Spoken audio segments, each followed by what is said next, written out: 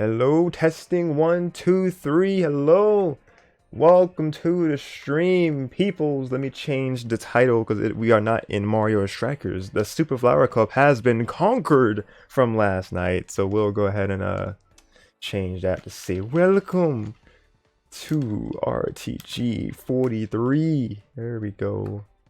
Yes, yes. Let's get rid of the Strikers info. Hello, Colorberry. Welcome to the stream. Let's see what else is supposed to be here. Of course, the commentator, voice thing, so you can see who's all in this call. That's not the right one. RTG commentary, Darsh. That's what we're doing. Speaking of commentator, though, I'm not alone. As been the usual these last few times we've done RTG.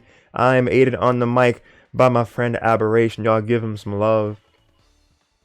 Hello, hello. It's good to be back. It's been a little while, but I'm happy to be back. I'm looking forward to tonight's matches particularly. Oh yes, we've taken a few weeks off from streaming RTG. One because of our NA versus EU crew battle. It's that left members tired, and then there was I think European major qualifier, if I'm not mistaken. Yeah, the European qualifier for the official Pokken circuit. Oh, nice. The official Pokemon circuit. I didn't know that. So yeah. The one that the Pokemon Company runs. That was 2 weekends ago, I believe, if I'm not mistaken. And then last weekend we had Battle at Lake Valor. Yeah, Kohler just said that in chat. Yeah, Battle at Lake Valor was last week. So yeah, that was definitely something that had interest over there. Which shout out to Lemon once again for really getting people together and organizing that event, because like that had the numbers of like a major, so like that's super cool. It basically was super cool. Let's go Lemon. Let's go everybody else who had a big part in that. And yo, Kaiser, let's go. Welcome to the stream. And they're saying let's go Aberration on the mic. Let's go. I could actually see the chat this time, so yeah, thank you for kind words. Yeah, that's a slow evolution to my streaming. We got the chat on the stream now. It's good. It's cool. Awesome. And then Kohler was saying the Kaiser is showing up today, taking names. We see they're in top 3. Getting into the action immediately.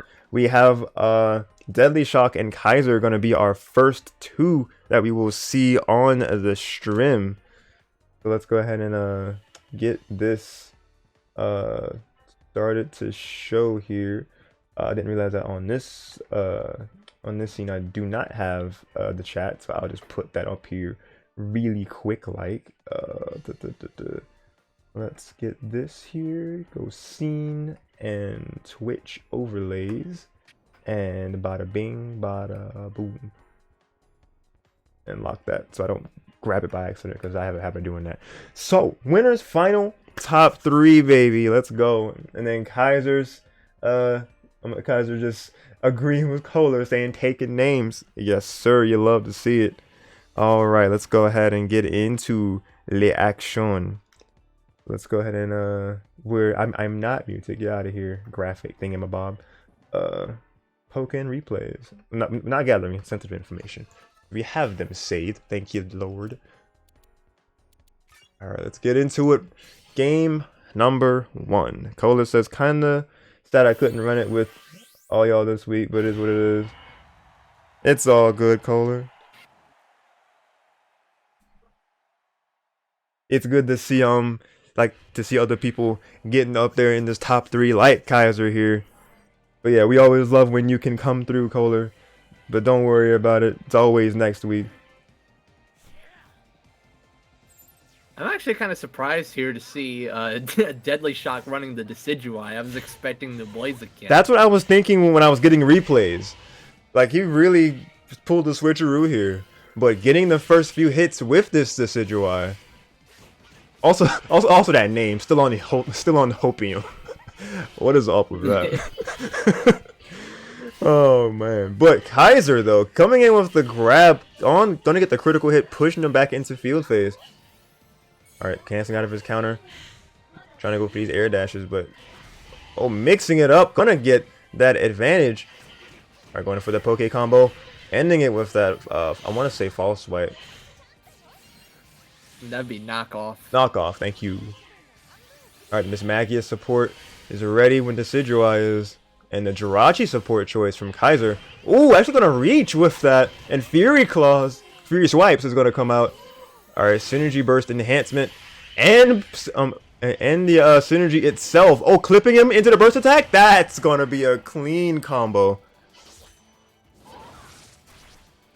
Kaiser taking that first round.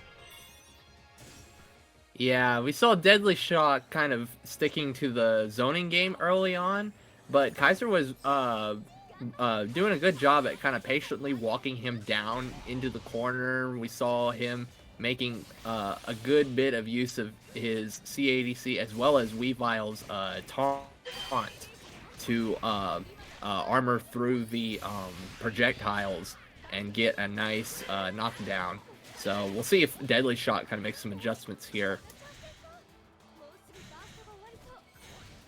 Alright, speaking of which, gonna make an adjustment to get that counter attack at nearly the end of their synergy. Can they get the burst attack? Not quite. Gonna get a clash, and Kaiser absorbing all of that with a counter attack. Very clean.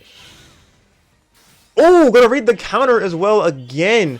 Kaiser with these reads on these, with getting the grabs, has been very, very strong in this game so far. Coming in with the homing attack, and Jirachi to their aid, and gonna enhance with synergy. Just going point blank with the synergy attack, burst attack. Ooh, really good, just one hit of a poke combo into the grab, and that's gonna take that first game. Just really strong mix-ups from Kaiser starting it off. Yeah, it seems like, Kaiser's doing a good job here, kind of just walking DeadlyShoc down. And there's times when DeadlyShoc is trying to take his turn back, but he's not ready for some of Kaiser's retaliatory options, namely like the taunt during the Fury swipes. So DeadlyShoc kind of has to. That's kind of the thing with Weavile. When one moment you think you've kind of you might have him pinned down, and then he comes out with you with the taunt or with some kind of other option that you kind of have to think about when you're setting up your offense against Weavile. So we'll see if DeadlyShoc kind of changes things up. I don't know if he's gonna stick with the Decidueye or not. Looks like he is. Yep, for so far.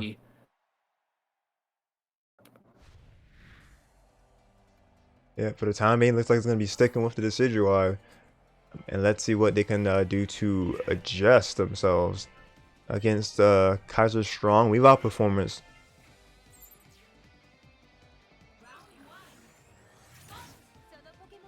Alright, here we go. Oh my god, just getting another critical hit grab.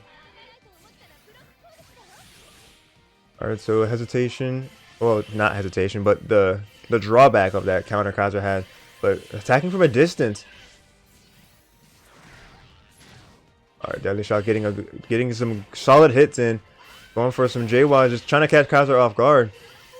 We're going to push him into the field phase. Ooh, but some long range attacks from Kaiser themselves. Gonna be trying to even things up here, but Deadly is not looking like they want to have anything even in this round. Kaiser going into their burst, trying to get as much damage as they can. I'm gonna get a grab to start it off. Jirachi's gonna help with the synergy burst attacks. Alright, we're gonna keep them as far away from them for the rest of their duration as possible. Gonna go for their own burst attack. Will it connect? Gonna dash right through it. Gonna get the ending of the land? That's gonna be a connection. Oh, very large amount of damage from Kaiser's end. And actually gonna get a hit into the grab. Gonna take it? The complete comeback. Kaiser is not holding That was back. really clutch. That was really clutch by Kaiser, waiting for DeadlyShoc to throw the burst attack, which is, as you, is just basically treated as a projectile. And on reaction, Kaiser had the agility ready to invuln through the burst attack, and that, as you saw at the last bit of that round, put him in a favorable position to close out the round. But now we're seeing DeadlyShoc here, putting himself in a favorable position with that phase shift. Ooh, very strong combo. Not letting them hit the ground until the very end of that phase. Ooh, and there immediately with the whiff punish, Deadly coming in after that burst attack. This Magia support is going to be coming in, just being a slow moving force, trying to get some punish to go off of it. Gonna turn the tables and get a critical hit grab of their own. And Synergy is ready when they can use it, but a critical hit back from Kaiser, slowly trying to deplete their health gauge. Right, the Jirachi's there, and actually gonna give them a full meter in the nick of time. Gonna answer back with Synergy of their own. DeadlyShoc. That grab's gonna be enhanced by the power of Jirachi, and it just now went out. The homing attack.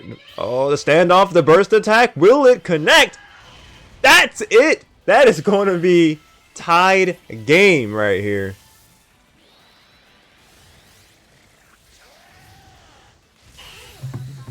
Very nice from DeadlyShoc.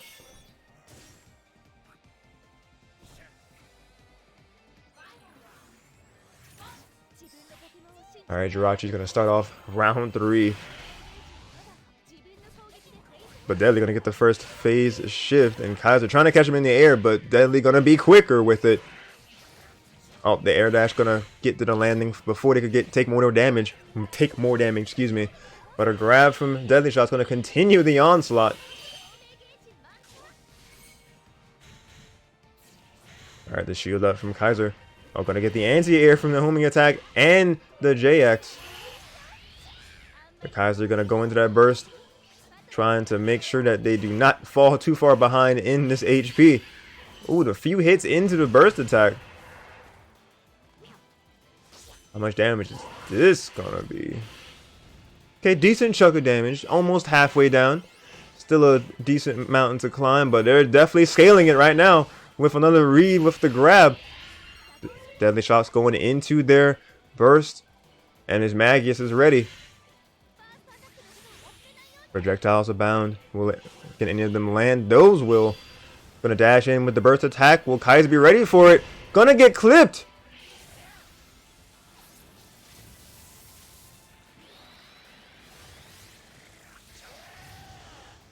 Woo! That should be enough. Yep. Yes. So that'll give DeadlyShoc game 2 with each tied at 1 game. All right, you love to see a tie game situation. We saw a little bit in that last round or two. We saw DeadlyShoc kind of go a bit, he kind of shifted his game plan a bit. Was using a bit more of Decidueye's mobility in a couple of those interactions we saw in the last round or two.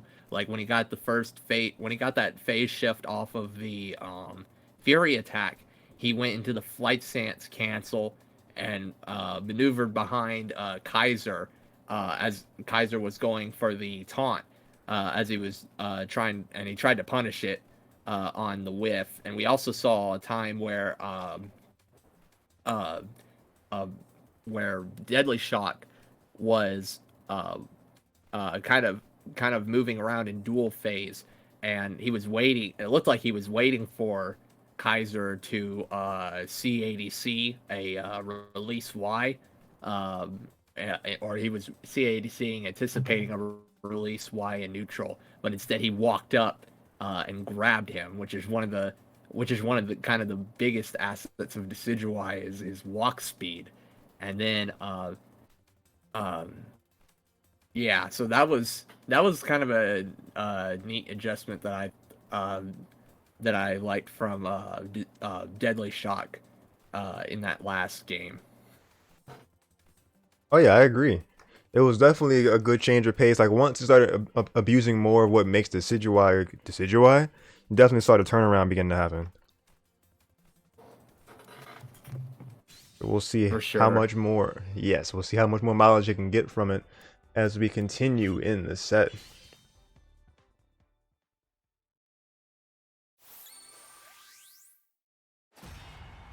All right, so we're gonna continue with the Decidueye for the time being. And Kaiser was saying earlier, I almost didn't go for it because the timing is so tight, but man, am I glad I did. I'm not sure which moment you were referring to. Probably one of the times that you went into the burst attack off of a combo. I think he was talking. Yeah, I think Kaiser was talking about the agility on reaction to the burst attack, possibly. Mmm. Oh, and then welcome Trashman504 to the stream. First time chatting. Glad to have you. As we get into our game number 3 in this winner's final set. And Kai's going to take the first bit of HP. And man, a good wall cling combo. Not wall cling. A good wall combo. Having them stuck there to add on just more damage. But going to fight from the corner. Just Deadly's Decidueye. I wanted to mix it up for a second for some reason. But homing attack going to end it off. And going to come back with a knockoff. Kaiser going into their burst already. But that's not going to stop DeadlyShoc in the slightest. Going to have his Magius come out and be a force to have as a walking hitbox. I'm gonna grab, just noticing the habits of when DeadlyShoc's going for their shields. Again, just a second one off the bat. And I'm gonna use Jirachi to make sure that their hits in synergy will definitely make a difference. Gonna come down with the swoop. Burst of their own DeadlyShoc. Oh, that's gonna be a good bit of damage. The Fury Swipes might take it, not quite. Catching the landing off of the air dash. Kaiser taking the first round. We saw some good adjustments there by Kaiser, recognizing some of DeadlyShoc's habits, like charging up the Spirit Shackle and Field and punishing it with the agility, and then also just being able to condition DeadlyShoc to stay in shield, recognizing that he was respecting Weavile while he was in burst. Well, it seems like a couple of those things you just mentioned have already been turned around with DeadlyShoc. Already just using it with different timing and just mixing stuff up. And with a grab read to boot on that counter attack. Now Kaiser's back in the hot seat trying to just get an approach in. This Magus going to keep them at bay, adding a bit more damage to them. Ducking underneath the arrows there really fast. We're going to get that grab as Deadly was trying to slowly retreat back.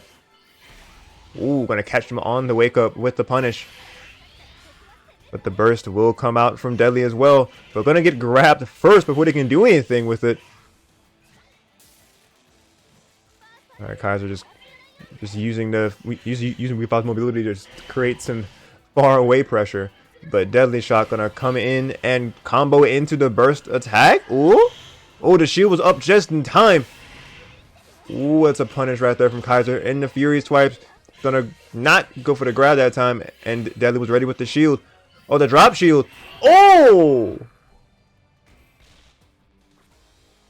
The interaction there, I need some explaining for that one. So, so it looked like we saw Kaiser kind of going in after getting a couple of grabs there, really kind of forcing DeadlyShoc into kind of some uncomfortable positions. It doesn't. Kaiser recognized that DeadlyShoc hasn't been going for certain options to like blow up some of this agility pressure that he's been doing. Like we haven't seen DeadlyShoc use. We haven't seen DeadlyShoc pop a. We hadn't seen him pop the Frenzy Plant reversal during some of these strings. So we saw. So that allowed Kaiser to extend some of that pressure there towards the end.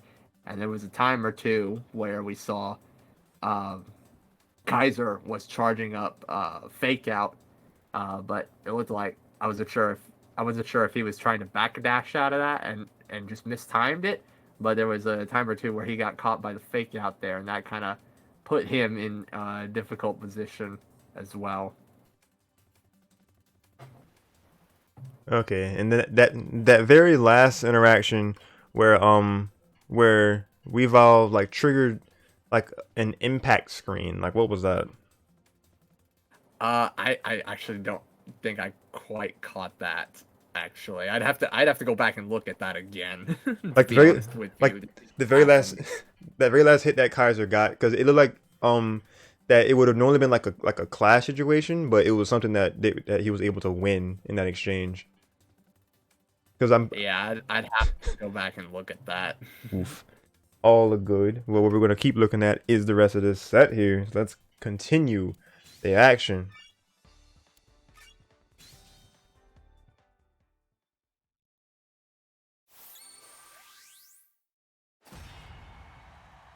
His attack beat my 2Y Oh, because it was a light versus heavy. Oh, okay, that makes sense. thanks for the clarification on that. Cause yeah, like I saw like the red hit effect, so like I figured that was probably some sort of like attack priority taking effect there. That's what made it make the whole screen shake. But shaking things up here with a character swap, DeadlyShoc going for the character that we have known them with the namesake, the Blaziken emerges. I'm wondering if this change will mean anything for the rest of this set. I could imagine it could be a time for Blaziken to do much against a shorter character as Weavile, but not gonna have much trouble here as they are going very much even. Actually winning in so far in Deadly's favor. Oh boy, that's gonna pierce that counter, and just all this wall pressure, the sky uppercut, just to send them back into the field phase. Projectiles coming out. Kaiser, good mix up to send out the projectile. Fury swipe, back into dual phase we go. Keeping this pressure on Jirachi and burst combination. And Deadly gonna go into burst as well. Going to keep that shield up. There you go. Ooh, really good awareness that they were gonna go for that grab. Coming down with that JX with the critical hit and the combo to seal the deal.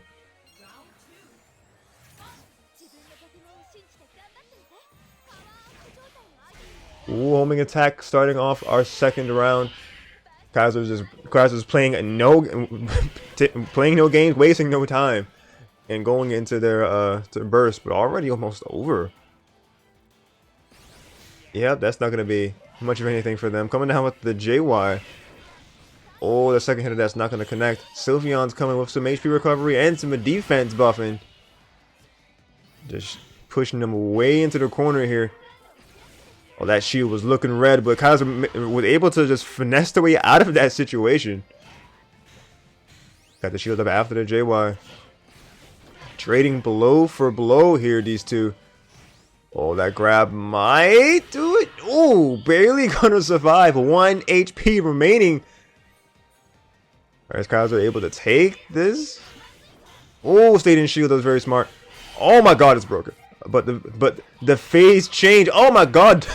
Hitting above it because it was a low hitting attack. No way, Kaiser. With 1 HP. Yeah, Kaiser made some nice adjustments there at the end, circling around the blaze kicks and field phase, recognizing the lack of the tracking. Now Kaiser, leveraging this momentum with the burst attack, catching DeadlyShoc out of what looked like a wake-up sky uppercut with a crit. Oh my god, it's just it just keeps going. With that, good tech. I was about to say, can you get a hit in edgewise?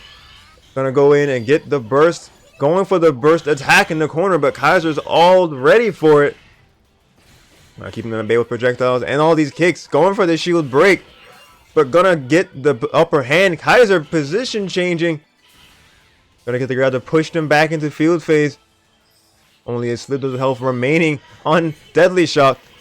Yo, recognizing the charge was coming out and going for a homing attack of their own. Kaiser having them at the last 8 HP of Blaziken's life. If you're not careful, you'll be clipped by one of these projectiles. Gotta be so careful how he approaches it, but gonna go the burst attack!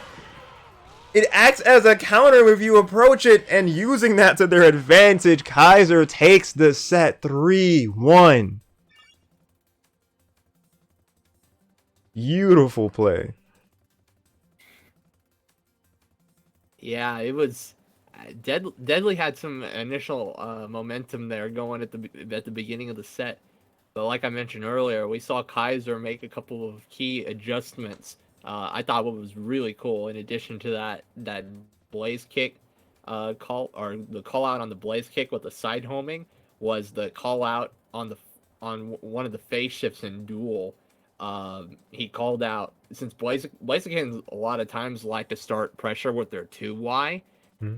So since anticipating Kaiser anticipating, he was either anticipating the 2Y or he was anticipating the throw.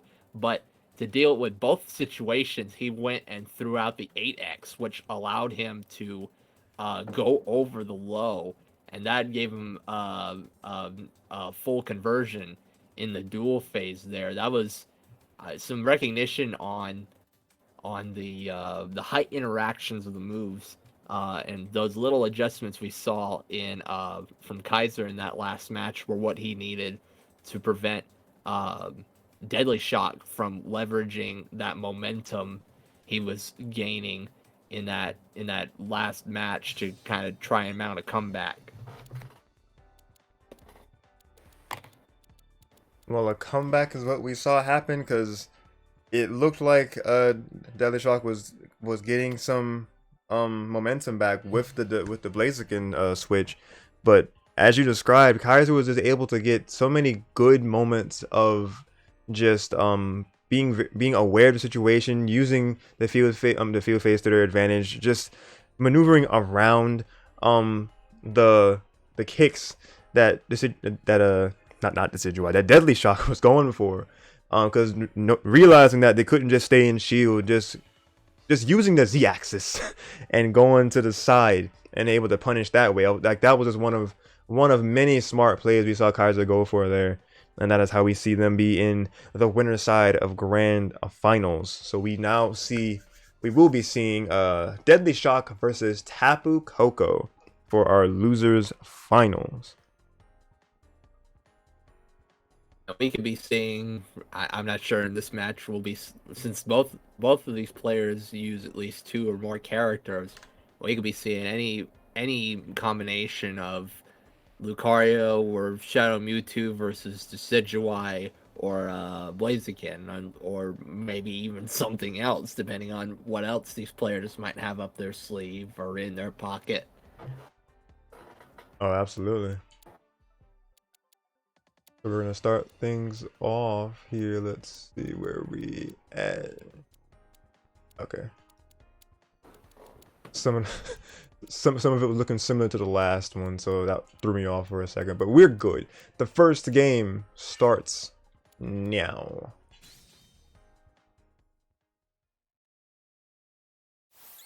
Characters, we have the Decidueye, the DeadlyShoc Decidueye once again, and Tapu starting it off with the Lucario. It's fitting true to his name. It looks like he's still got the hopium for the owl going into the set. Yes, sir. But yeah, I said it in text form, but welcome Lemon to the stream as well. They came in saying that Deadly and Kaiser are winners finals. Yo, yes. This is a different RTG this week. But as we start off this game, this set, if you will, we will be seeing, again, DeadlyShoc's Decidueye and TapuCocoa's Lucario. Or not, DeadlyShoc is going to be taking the lead so far, but TapuCocoa not too far behind, or delaying that second hit of that, I want to say 6X. Miss Maggie's support coming out from DeadlyShoc, keeping that pressure on. Ooh, good grab to realize that counter was coming out, going to get that critical hit. and gonna still have a lot of their health to 6Y. spare. 6Y, thank you. Ooh, good 2x coming out from Tapu. Tried to get some combo going from that, but DeadlyShoc was not having any part of it. It's kind of interesting. We saw in the last set, DeadlyShoc was using the Mismagius. Typically, Mismagius is used offensively to set up unblockables, or to and like he's look like he might have get some pressure going now. So we see the pressure he set up there, but we also saw him use in the last set. We saw him use the Mismagius as a slow projectile to like close space, but now we see him going the other way and using Mismagius to set up some pressure. Speaking of pressure, like that, like it was a situation just now where Tapu was going for the 8Y anti-air, and Deadly like teleported back down and punished beautifully, and another beautiful punish to end the round off. That was just really good reads coming from DeadlyShoc to just take full control of that second round. Yeah, that was Decidueye's sucker punch that he made use of his JA. One of the in addition to his ground mobility, Decidueye has tremendous aerial mobility and a number of ways he can vary his aerial approach. And one of the things he can do against characters with strong anti-airs, like a Lucario 8Y or a Chandelure 8Y, is that he as a on a read, he can jump up and go into Sucker Punch, which will give him some iframes as he disappears. And if the opponent whiffs the anti-air, the Sucker Punch will come down for a crit and give you a nice, I believe it's somewhere between 150 and 200 damage. So it's really, it's a strong way of dealing with opponents who are trying to be more reactionary, and that allows Decidueye to open up. To open up some other approaches, like to do like making the opponent a bit more hesitant to do anti-airs on reaction. So he could do some other things like jump in JY to get plus frames, or he could go into soaring stance and do the acrobatics command grab from the air. Things like that are just one of the many things that makes the Decidueye a real threat in the Pokken DX meta. Well, I know I would definitely be afraid of all that what you described, because you have to just be very careful to be in the air at all, or else you just get punished for just existing in the air. Right. You have to really think about like what options you use when Decidueye is up in the air like that. So you have to be real careful. Yeah, preferably having a character that has like counter properties on some of their J moves. But speaking of options here, Tapu is showing another one of hers, showing the character that we've seen the most, or at least personally I've seen the most of from her. Shadow Mewtwo is making their appearance, and what an appearance they're starting off with. This combo is going crazy on the grabbery to cap it off. Are gonna regenerate some health and using those shadow balls. Oh, but that's gonna be a punish right back from DeadlyShoc. The synergy is already there. Oh, but gonna get a critical hit. Oh my, picked them up from the ground and kept the combo going. But the anti-air answer back from Tapu was so quick and seamless. The Rotom and challenge, daring them to go into the air. Ooh, great counterattack from Deadly, canceling out that Rotom before it even had a chance to be a threat. Ooh, and the projectile to seal that first round. Very close one though. That could have gone either way. Yeah, it was looking like Tapu was gonna run away with that round, but we saw DeadlyShoc utilize Decidueye's Rising JY, which is really effective against tall characters, particularly the Mewtwo's, and because it's so fast and can lead into a lot of damage, it can make the neutral, particularly in the close to mid range, kind of frustrating. Oh my god! U2s. Well, it didn't frustrate Tapu in that round because she completely had a turnaround there. We're on our final round. Rotom is there, daring them to jump, but again, Deadly just working their way around it wonderfully with just going for the homing attack. And now we're going to see the prowess of Decidueye in the air, capping it off with that field phase. And cheeses that long range attack from TapuCocoa. Trying to go for the pillar, but gonna use that as a bait into the grab. Alright, the mean look into the projectiles coming back and gonna do the homing attack. Both players bursting in each other's faces. They weren't even blown back because of the simultaneous nature that they both went burst. Ooh, try to get that JX, but gonna find the homing attack anyway. The Rotom is there. Oh, you caught them slipping, but still to get hit by it. But gonna get hit by these other moves though. Tapu taking the game number 2. That was kind of big brain right there that Tapu just pulled. When she had the Rotom called, presumably to kind of limit DeadlyShoc's options. Like Deadly with the Rotom up, not only could he not jump, but he also couldn't make use of Decidueye 6X, which puts him airborne.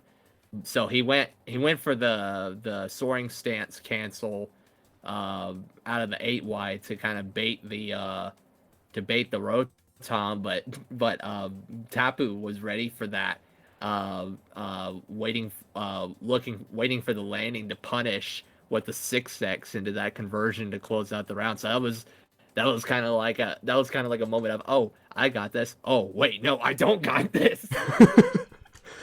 Oh man. DeadlyShoc's perspective. So that was some 4D chess we saw right there in that moment. Oh, absolutely, because because I thought that that Tapu had the read when Deadly was in the air with the Rotom in effect. I thought that they were going to get caught, but they didn't get caught, but they still landed. So I guess Tapu was still able to latch onto the landing lag, and was still able to punish off of that. And that's what you were talking about with the 4D chess play. That was just really good. Just a really good setup, really good mind play from TapuCocoa to gain the upper hand. Yeah, the backdash cancel out of soaring stance gives Decidueye iframes during the landing, but he still has some recovery on the landing, which is what Tapu exploited and was waiting for as he was coming down there. Yes. So let's see what we can see from this game going forward, and then thank you, Ravager25, tuning into the stream. I'll show you my sword stance if you show me yours. My God, we throwing hands in both in the game and just asserting dominance. Apparently, that's the.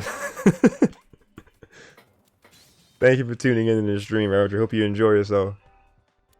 I saw that Jin's also hosting us now, I believe. Yeah, I didn't see because it didn't say anything in the OBS, but I saw in the Twitch activity feed from a while back. I wish it had the activity feed in my OBS. I think I can make that be a doc, but I didn't have that set up. But they hosted me a while ago, so I definitely appreciate that. Not sure if they're still watching the stream, but if they are, or if they see the VOD at some point, thank you, Jin, for the host. Really appreciate it.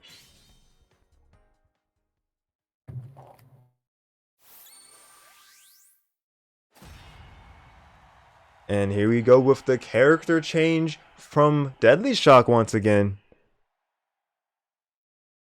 Back to the Blaziken, tried and true. And ran out the last of that owl hopium there. Yep, couldn't last that much longer. Had to send out the burb. That left. Wait, other bird. They're both birds. I just put that together. I'm dumb. Don't mind me. Oh man, but Tapu, unlike me, getting some big brain plays here, caught the rollback on DeadlyShoc with the combo to start things off. But Deadly coming alive. Gonna see around that shadow ball. And missing a few hits there. Tapu just gonna fight against the shield as well. The Rotom was ready, baiting them into go into a counter and grabbing that said counter, a critical hit, and gaining some health back from Regeneration. Alright, the burst is in effect. And homing attack is going to be a little bit stronger. Ooh, good clash. But Tapu going to come out on the winning end of it anyway. Going to combo into their burst attack. And that, I do believe, is GG. GR. First round to TapuCocoa. Alright, round 2 commences. Gonna dash around that pillar. Ooh, good to still be able to land and get that counter attack quick enough. Oh, and I think got some extra damage in the process with the side strike because Rotom was there just chilling and then said, "Oh, I see you," and got the extra bit of damage. A little flamethrower in the midst of that and getting a grab as well. TapuCocoa not letting up on this pressure.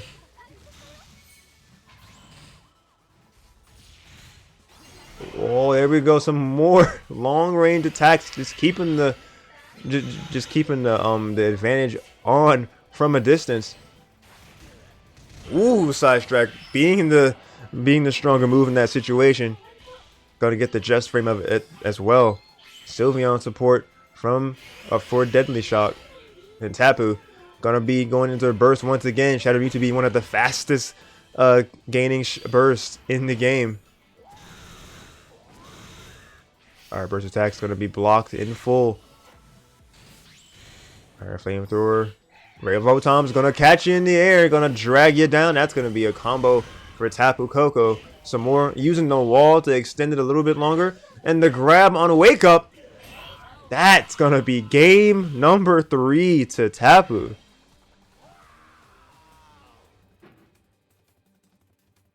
Man, what do you make of that one, Aberration? Yeah, we saw Tapu kind of get some early momentum. DeadlyShoc wasn't ready for DeadlyShoc wasn't quite ready for some of the options that Tapu was going for in her pressure. Like we saw the initial early on, we saw DeadlyShoc try to backdash out of a 6x cancel or out of the 6x Miracle Eye cancel, but ended up getting caught by the Vortex, which is something you really have to watch out for a lot, particularly against Shadow Mewtwo in the corner. Like, you can backdash out of Vortex pressure mid-screen, but if you're in the corner, you're gonna eat the remaining active frames and get wall splatted for it. We also saw a time or two where we saw Tapu utilize some teleport cancels to catch DeadlyShoc unawares. There was a time or two where he tried to react to it, but he wasn't quite ready and ended up getting clipped by like a flamethrower mid-air. So it looked like there were some interactions, some situations that DeadlyShoc wasn't quite ready for in this particular matchup that TapuCocoa taking advantage of. So it was a pretty strong performance by her in this set. Oh, for sure. That game putting her in the lead so far. So 2-1 Tapu's favor, but definitely cannot count DeadlyShoc out just yet because things can happen in a best of 5 such as this. So we will see. That's true. So we will see what will happen as we get into our next game here. I was just trying to have this scene be a little bit more helpful with the in-betweens, but I will be filling that in as we keep going for the next games. I wonder if we'll see DeadlyShoc switch off the Sylveon support and maybe try something like Eevee. Maybe the attack buff will, because with the attack buff, Blaziken will not only get more chip damage and just like raw damage, but also he'll be doing a bit more with an attack buff. He can also do some more shield damage. So if he decides to opt for a bit more of a pressure oriented play style, he might be able to get like some shield breaks sooner. but we'll see what he decides to do Okay. here. Nope, he is sticking with the Sylveon, so he's gonna opt for the longevity. But Tapu here is gonna win that first field phase um, with the homing attack before getting clipped by that Blaze Kick. Oh, that was a great bait by DeadlyShoc to call out the Oh my Psy Strike. god. Oh, and getting the counter pierce on that forward AX follow up on Blaze Kicks. That was just great spacing from DeadlyShoc that entire first round, because like they waited for that like for the cooldown of Tapu's move there, and then just went in with that rush down, and it was over before you could blink. But Tapu answering back with pressure of their own though. Ooh, gonna come down with that I can't say the name of that one. I'm not That'd be Earthquake. Earthquake. Thank you. With the Sylveon support, is it gonna matter when it got that burst like that? Yeah, just still got the no, I'm not even sure if it gave him the buff or not. But Tapu gonna go in with, oh Jesus, critical hit grab. Not gonna quite take it just yet. But any lone projectile, anything that they can catch Deadly slipping on, that will be that could be the round before we see it. Gonna have to go. Oh, I was gonna say gonna have to go for that burst if they want to still have some HP to their name. But Tapu gonna be quicker on the grab to get this an even game. All right, the pillar actually gonna take that first phase. But DeadlyShoc's got them in the corner. Oh, the side strike winning out in that exchange with its priority. Ooh, a good counterattack from DeadlyShoc, trying to put them back into this wall. But the burst is going to put them back into the middle of this field. First attack of their own. DeadlyShoc trying to make this more in their favor before it can get taken away. Alright, good to stay in shield. Alright, Sylveon support going to increase the defense and recover some HP. Ooh, good hits to try to start a combo. Jumping over the burst attack and gonna start punishing it, but the shield's broken! That's gonna be a chance for a lot of damage for TapuCocoa. Oh, dropping something right there though. Oh, that was pivotal for that. DeadlyShoc was not one to let that situation go, or not the opportunity go. Excuse me. Yeah, we saw DeadlyShoc. We saw DeadlyShoc take a bit more initiative there, opting to try to get a bit more momentum with a more aggressive play style we saw there. We also saw some interesting adjustments to the Rotom call from Tapu. We saw, I don't know if you caught it. DeadlyShoc went after the Rotom call. He waited for Tapu to come up, and he did a JA, which kind of traded, which when it connected, it knocked. He still got hit by the Rotom into the stun, but he also knocked Tapu down. So he'd been kind of stuck in the stun state for a minute, but because Tapu had gotten knocked down by the jump A from the high jump kick, she wasn't able to get anything off of that Rotom call. So that was kind of an interesting move by DeadlyShoc there in that particular situation. And we saw he was able to just little adjustments like that was what he needed to take that second game. Well, that was a very good awareness from DeadlyShoc to make that to make that situation happen for them, and they have brought it back into a Game 5 situation. So let us see how this set concludes. And yes, save replay limitations have ended that, but we can still check out the Game 5 thanks to some workarounds. So let's get those Pokemon in there. Make sure I search this correctly.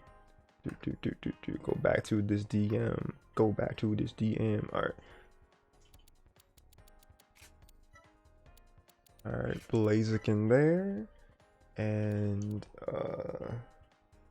a Shadow Mewtwo there. And there we go. Game 5. Oh god, please. Okay. It took a second to load. I was scared. Uh-oh. We good? Yeah, we good. We got it. Great. So Tapu is gonna switch with or stick with the Mewtwo with the Shadow Mewtwo. She's not gonna I guess she's not gonna pull out the Lucario here. Nah, we're gonna be going with the character that's gonna be able to combat the closer combat character. Try to have more a character that's better with projectiles, which I think is a safer option. Because Blaze can definitely has to always try to get close as possible to really do a substantial amount of damage. Not in every case, as we've seen in this set alone, but the choice will stay with Shadow Mewtwo with reasons like this, of how much damage output that can happen in such a short amount of time. And already going into the burst, just stopping that dash before it could have any sort of effect. Oh, that shield is looking mighty gone. That's gone. And the grab is gonna come in. That's death. Oh my god. I think Tapu only took damage by chip that whole round. Pretty much, that would be what we would call a Shadow Mewtwo perfect. Yes.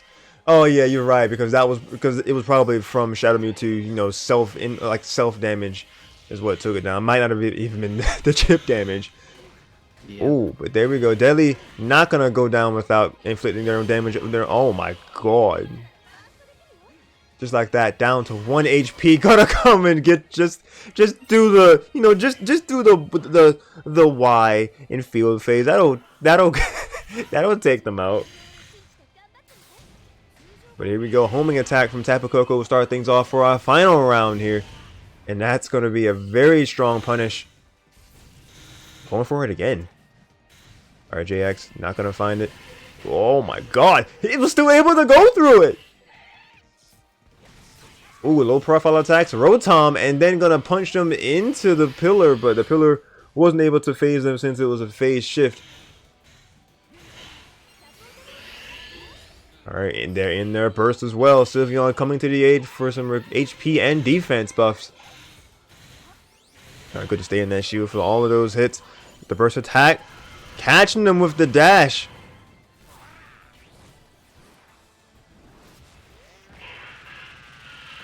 Oh my god, 257 hits.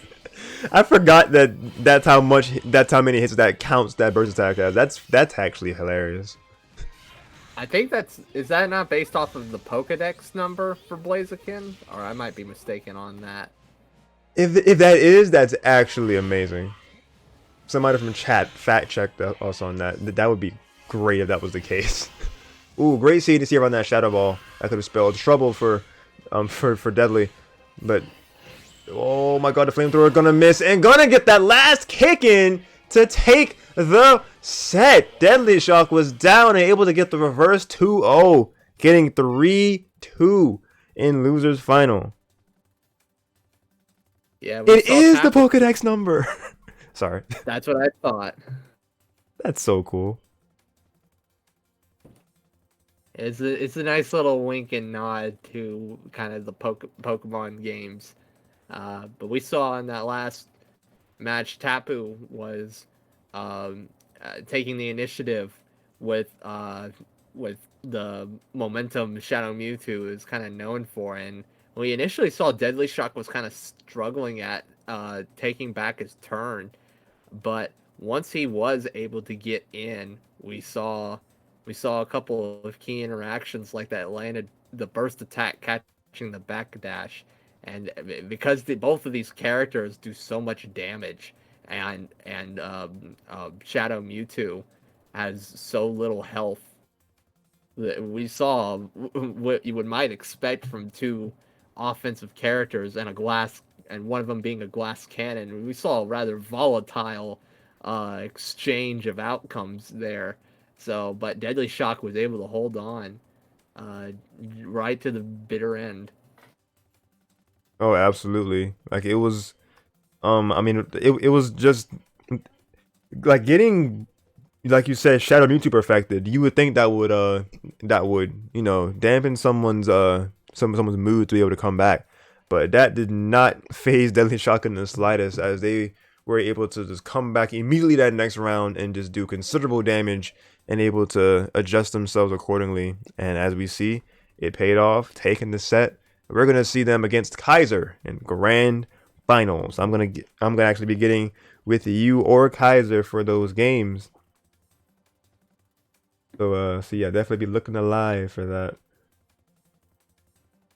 Oh, and then from like almost an hour ago, I thought there was a ping for me, but it was Riggs sharing the stream in Pokken stream. So yes, we have the people from le Discord, more of them at least. Let's go ahead and oh, there we go. Kaiser approaching me first. And there we go, getting right to business, giving me the characters and timestamp of the replay. So we're gonna go ahead and uh change our game plan to be doing that. Great. Oh, And while you do that, I'm gonna step away from the mic for just a minute. Oh, okay, dokie.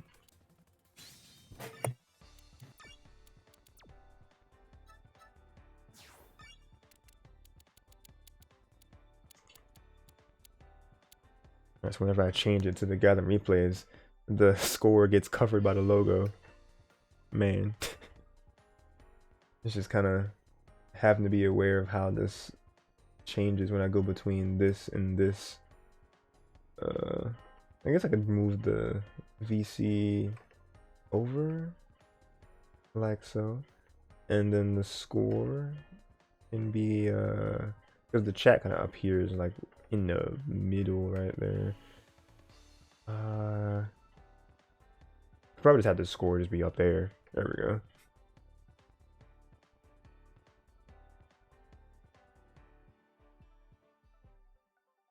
And just have the score be up top. Yeah. I think that makes more sense. And then I can have the round title be there as well. Let me actually get with Kaiser first though. Stream things can wait. Or like having it look nice can wait.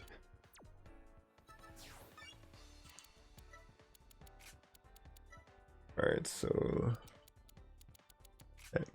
you. Sorry about that. All good. Oh, gotta change the order of Pokemon. Because Pokken. Yep. There we go.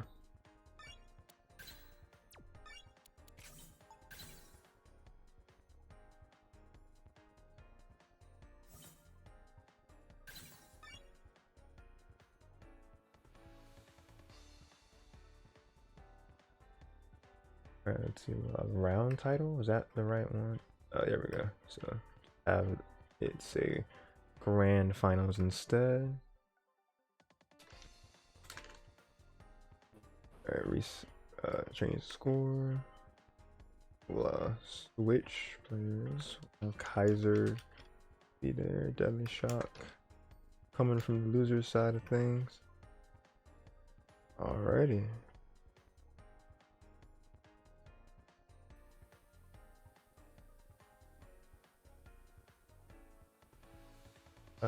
To reset that. But yeah, as we're getting into our grand final, how's everybody doing in chat? If you're just tuning into the stream, my name is Darshin, aka Yoshin96, and we are covering Road to Greatness number 43. And we are about to see grand finals happen between Kaiser and DeadlyShoc. DeadlyShoc, who just won 3-2 in losers final versus TapuCocoa in a very close set. So just all around talent here being showcased, and it is a very good time, very good night of Pokken as we are seeing. What do you think so far of what we've seen, Aberration? So yeah, we've seen some good sets so far. Both of them coming down to the last match, Mhm. the last round. Some of Mhm. them, Mhm. it's been pretty neat to see, and we've also seen some adjustments, particularly from in both sets. We kind of saw a DeadlyShoc kind of go from a more defensive play style with the Decidueye switching over to the Blaziken later in the set. Um, I'm trying to look at. I'm trying to look through the. I don't know if you recall the Pokken charts. I'm trying to double check to make sure I have this right. Um, Oh yeah, the spreadsheet, the uh, Excel file. oh no, I'm talking about like the graphics that used to be regularly tweeted on put out on Twitter. Oh, the top page. The reason I there was one about shield health at one point, Oh, the things and that the things that your boy did. No. no, Oh no it no. was one that Burnside did a Oh. number of years ago about shield health, and I was thinking about I want to Oh, say shield that health. Okay. yeah, the reason I'm thinking about that is because if I'm not mistaken, Weavile is in one of the ends in terms of shield health. So I was uh, since we were going along the line of thought about using more pressure, we saw a bit from DeadlyShoc in the winner's final set against Kaiser. Um, uh, I was trying to think about if Weavile is in that lower tier, because I know Aegis Slash is in that lower tier, and I think okay, yeah, I believe Tapu, yeah, Mm-hmm. yes, okay, thank you for confirming that for me. Yeah, Weavile is in that lower tier along with a couple of other characters for the lower shield health in the game. Yes, Shadow Mewtwo, Shandy, Aegis Aegis Slash, and slash. Weavile all are in the lower tier of shield health. So you can get shield breaks sooner against those characters. Oh. So I'm kind of curious to see if we'll see DeadlyShoc stick with the Sylveon call for the longevity, or if he'll change up his support choice for a more aggressive playstyle. Maybe he could pop the EV like I said before, or maybe he could go for the maybe he could go use the Mismagius if he wants to like set up some pressure to keep and use the armor pierce to keep Kaiser from using taunt made during the string. So I'm curious to kind of see what adjustments we might see from DeadlyShoc in this last in the grand final set here.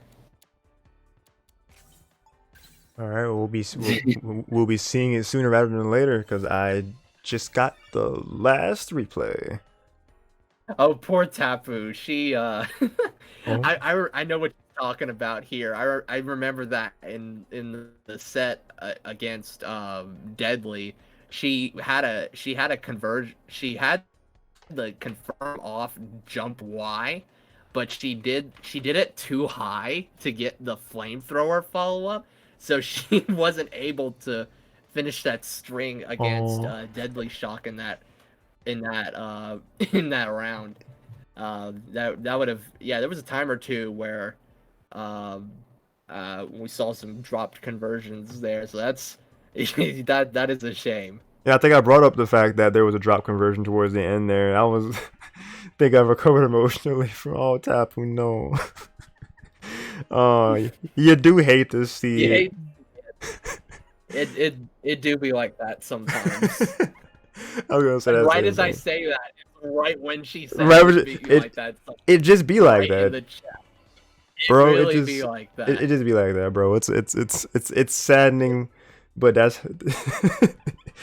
Especially if you're playing especially if you're playing the Mewtwo's, either of the Mewtwo's, Mm-hmm. both of them use some juggles and like specific conversions with the jump Y, like with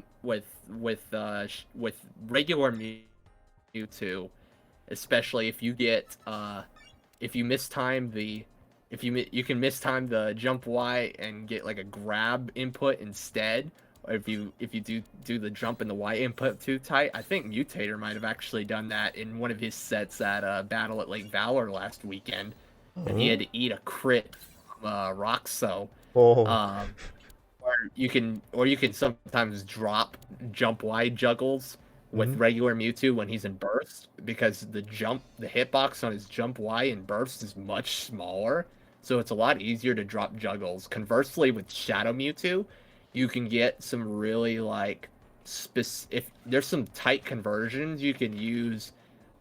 Like Shadow Mewtwo doesn't have like an instant air jump Y that Mewtwo quite has, but you can like use a conversion or two off of if you do the 6x into a jump cancel, like if you do an early enough jump cancel into a jump Y, you can get just enough frame advantage to land a 6Y follow up to launch into a combo off of that, and I think that's supposed to be like optimal damage.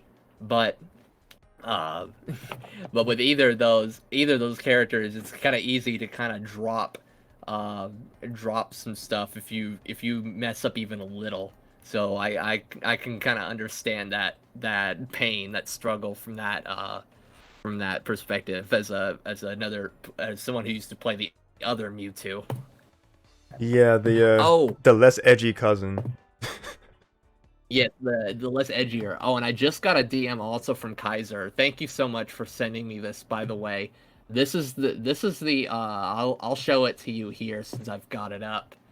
Let's see. Copy image. It's a little small Ooh. on my well, I'm looking at this on PC. You might be able to like view it a little better on your phone. Oh, Let's okay. see if it'll There it is. Okay. Oh, Yeah, this is the he's real graphic I was fast. talking about with the character shield health. It Oh, okay. shows, yeah, it shows in the lower tier Shadow Mewtwo, That is tiny as hell. Oh god. Chandelure, Excuse me. Weavile, That is and mad Aegis tiny. Slash.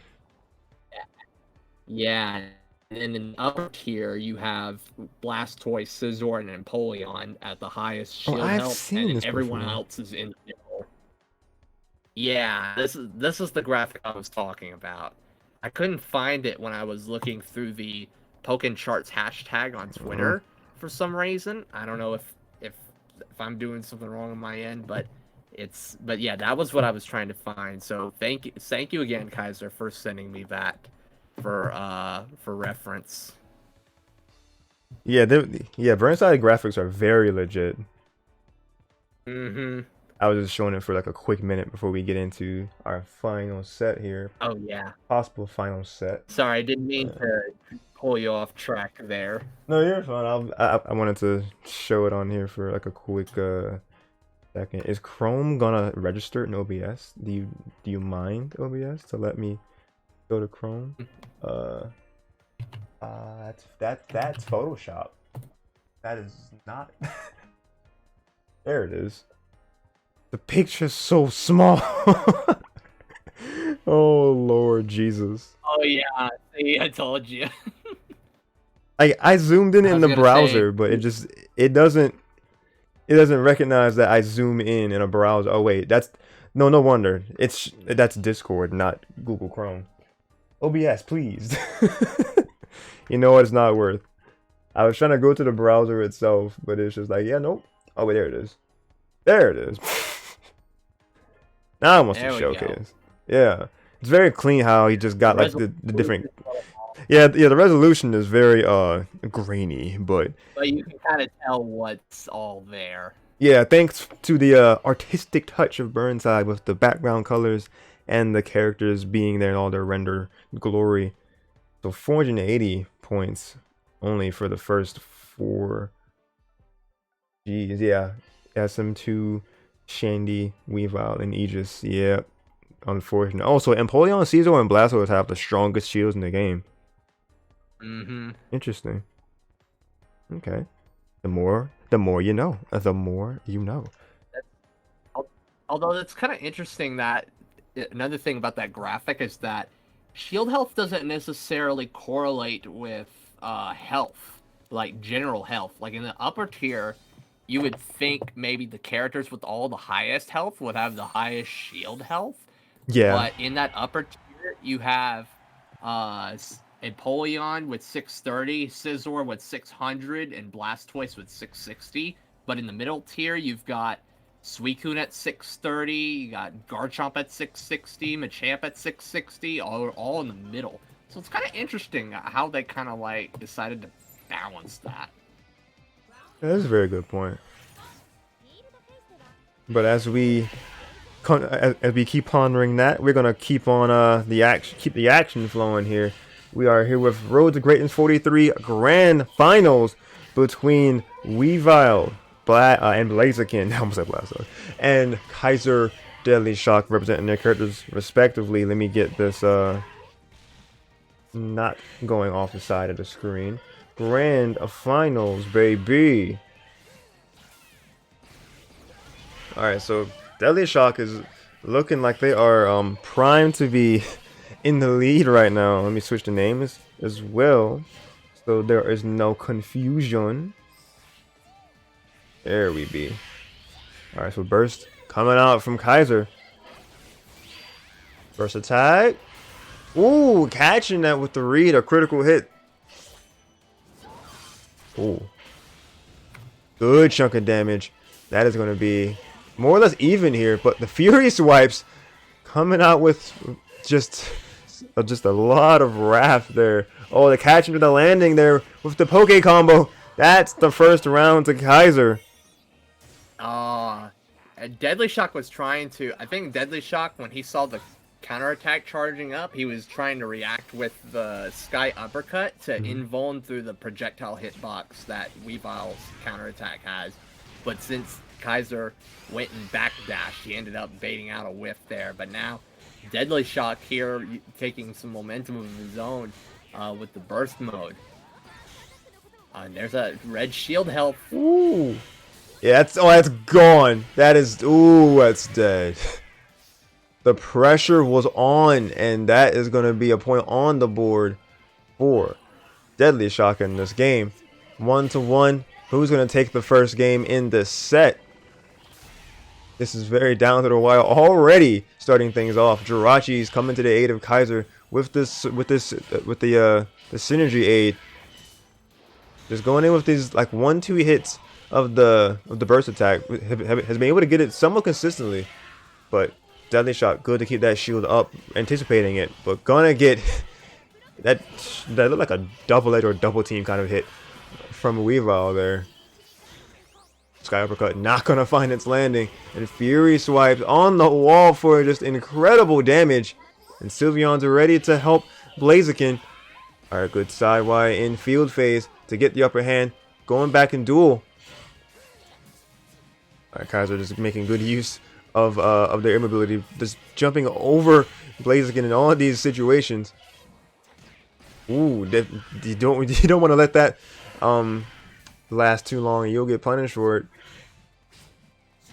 Oh, but that's gonna be still the round to Kaiser, catching him with the catching Deadly with the anti-air. Yeah, that was. I had to look back on my notes on the frame data spreadsheet. That was a nice adaptation that Kaiser did when DeadlyShoc was going in. We saw DeadlyShoc do it a time or two in the winners final set. Was after a phase shift into field phase, he would go up and try to get some pressure going with the charged Jump X, which has armor pierce on it. So for a number of characters, particularly in field phase, where a lot of characters don't have an anti-air option, you kind of have to respect it if he has sufficient frame advantage. But Weavile's back Y that you saw Kaiser use there does have anti-air or has upper body or has anti-air invincibility starting on frame 5. So that was good recognition by Kaiser there in that particular situation, recalling that situation had happened in the last set and making that adjustment on the fly. Yeah, that was a very strong adjustment. Like you said, just quick with it too. And shout out to me too, X. Thank you for coming through to the stream. Just yo, let's go. New people in finals. Yes, sir. You love to see it. You love to see Oh, the new. that's true. We yeah, both of these players have not been in grands before, I believe, or at least it's been a while. Well, Kaiser's been in grands before, but this is Oh, that's true. True. I believe because this is DeadlyShoc's first time. yeah, I believe it is their first time being in grands. I could be wrong, but I'm fairly certain that they haven't been before. Kaiser has been in the situation of grands a number of times. Oh, and well, Tapu says Deli's been in grands before. No, they have been in second at least once. Let me think about the graphics. Yeah, Okay, yeah, yeah, it's they've been been a up there while. before. It's just been a minute. It was 80. Yeah, it was Yeah, ages ago though. It's ages ago. yeah. It was a while ago, but it is kind of nice to see now, or kind of nice to see either way. Both of these players battling it out, especially with two characters we don't see a lot of in tournaments, namely Blaziken and Weavile. I was when I looked at the bracket and saw these two in the top three, I was like, "Yo, I'm gonna get to see some Blaziken and Weavile play in these latter sets. Let's go." Right. And it's definitely not the norm in these parts. We're so used to seeing certain names and TC Cola Bear always being in grand finals. But being that they're both absent, other members are going buck wild in the tournament. But we cannot sleep on any of these people, any of these fine players in the Discord server because we've proven time and time again their talent, and we're gonna see more of that talent in this here set. Shadow says the call. I mean, but it's good call outs though. That is it tells us our consistent people. But regardless, speaking of consistency, all these consistent hits going in. DeadlyShoc. My God, this pressure. Kaiser hasn't had a chance to breathe in this. Oh, but there we go. Coming back alive with that critical hit. Oh, gonna punch that sky uppercut? Nope, not quite close enough to do it. No, I'm sorry. It's not funny, but just the one kick to the face was what it took to take that first round. And yo, Lemon back in the chat. Congratulations to your fiance for graduation. Just a quick little, just a quick little, a quick little shout out. But the action here, Blaziken, Deadly's Blaziken is going in. All right, good grab on that wake up. All right, and also having that burst at the ready. Ooh, very good anti-air from DeadlyShoc, blocking that advancing from Kaiser. Jeez, trying to go for the Furious Swipes, but they were not having any of it. Countering it, gonna go for the mix-ups, gonna counter pierce their counter options.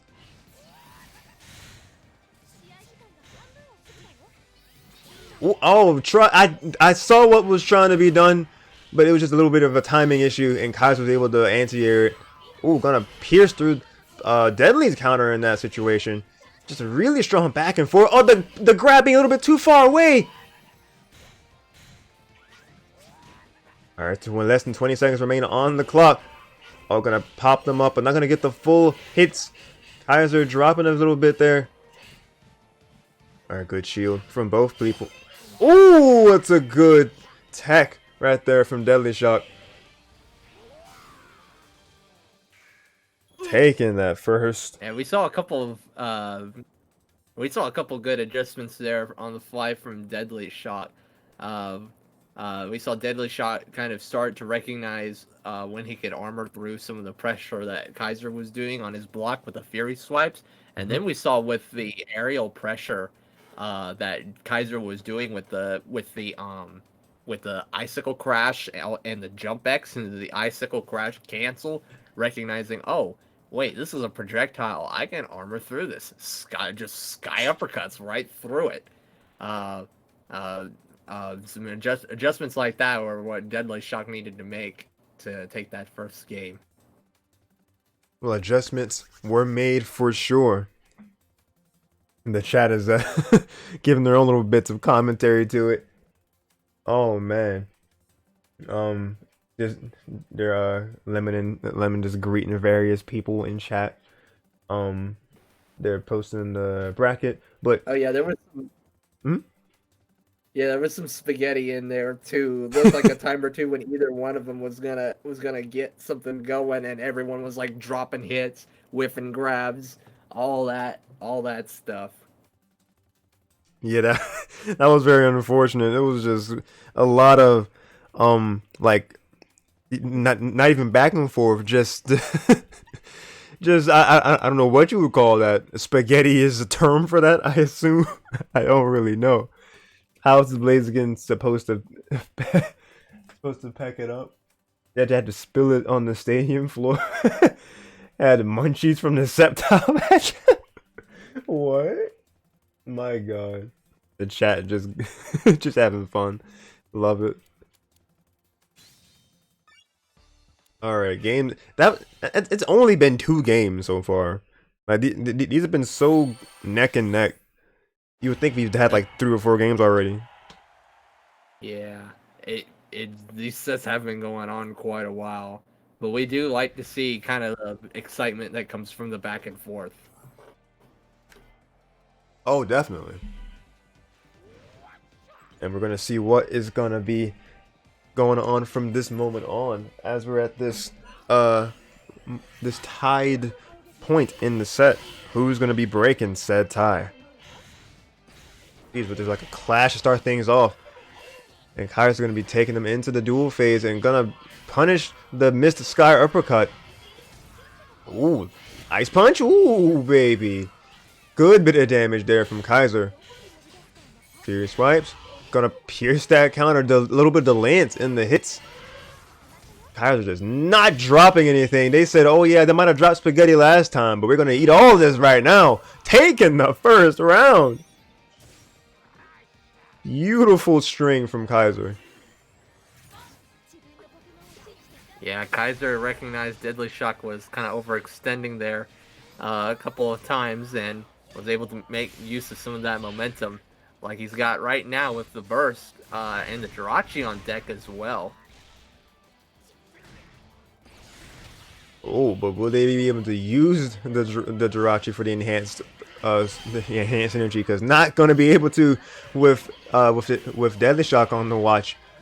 Actually getting their meter snatched with knockoff. Oh my God, they had to jump because that shield would have been broken otherwise. So taking damage either way you look at it, gonna get pushed back into the field phase. All right, Sylveon's gonna be trying to help with the defense and the HP and gonna cause a phase shift. The camera didn't know what to do for a second there. And gonna get the grab on the wake up. There you go, even rounds.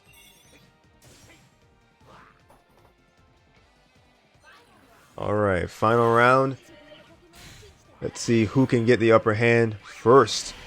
Kaiser answering that question immediately. Jirachi's in play, and so is Synergy. They're looking to go for big damage right away, and gonna get the grab off of the missed Blaziken grab. Placing the traps, going for the second homing attack, going for the burst attack. Just going for all of this shield pressure. Oh, tried to punish the charge of the homing attack, but gonna get clipped in the process. Oh, gonna get caught on the landing. That could be it. Is that a wait, that's not a perfect? Yep. Goodness gracious. I think people in the chat are saying that we're dropping frames on the stream. Oh God, not like this. Are saying frames dropping like crazy? Well, geez. Like for the most part, OBS, like I saw it going to like the orange and yellow. It never really showed for red for me because drop frames hasn't even hit a whole 1% yet. But it is a number of drop frames overall in the stream. Like from the stream start to now, it's been over 1,000 frames like spread out that were dropped. But I don't really know what I could do to fix it. I'll lower my bit rate because this is the connection I'm usually on when I'm tackling games that require internet. If I go to the other connection, it's just gonna probably stutter more. So I'll just stay on this one. I'll lower the bit rate. Hopefully that helps us going forward. Alright, sorry that made seeing the action just now less enjoyable. Yeah, because I thought it'd be worth pointing out since people and I saw a little bit of that too on my end, but it's been a little bit here and there.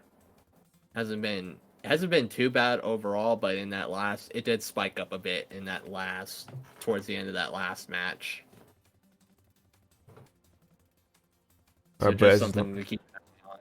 Yeah, just try thank y'all for letting me know. Just try to keep tabs on how the stream is looking. And then my terrible memory. Just finishing up that third game. Kaiser? What? Who won?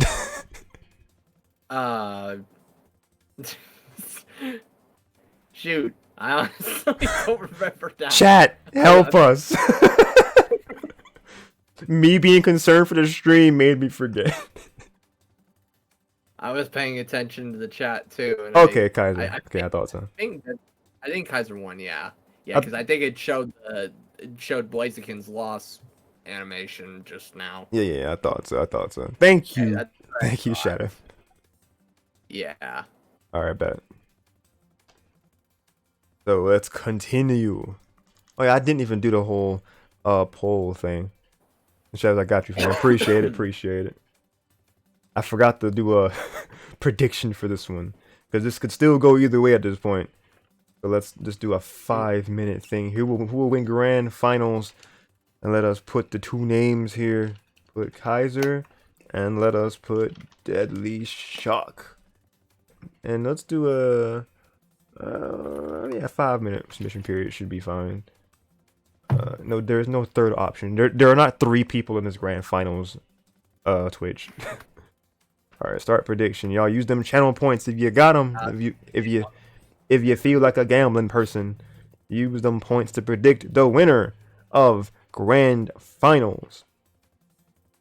Tapu had to step away for grab some cough drops water, or I would have said something myself. Oh, you're fine, Tapu. The third person in grands is me, obviously.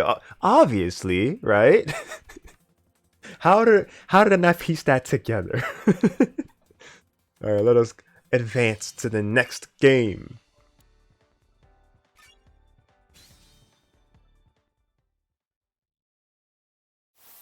Alright, so game number 4 coming at you. Sticking with the same tried and true characters, Blaziken and Weavile. We already got some points towards one side, okay. Seeing some interactivity with the poll. Yay, I love to see it.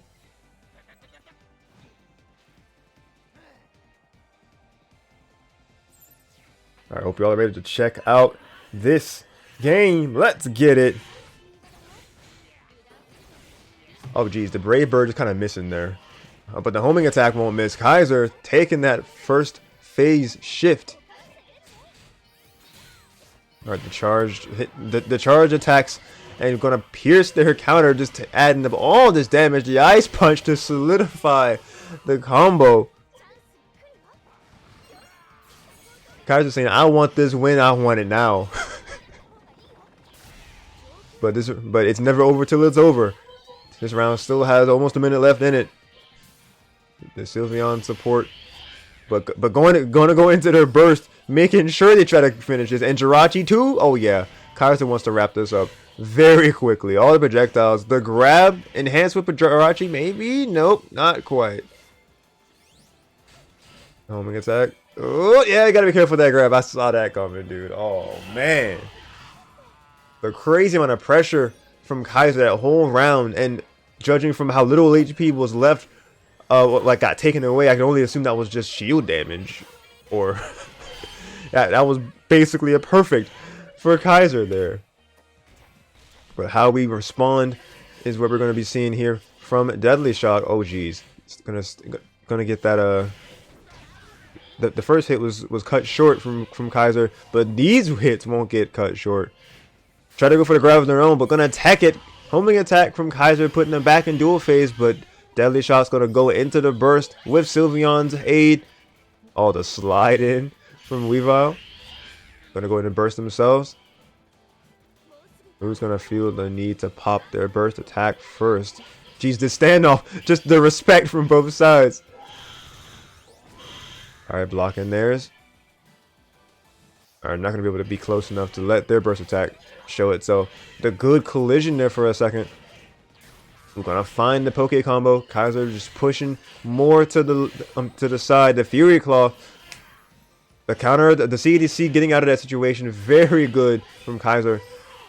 Just making this a very even situation once again. Gonna grab. Oh, that could do it.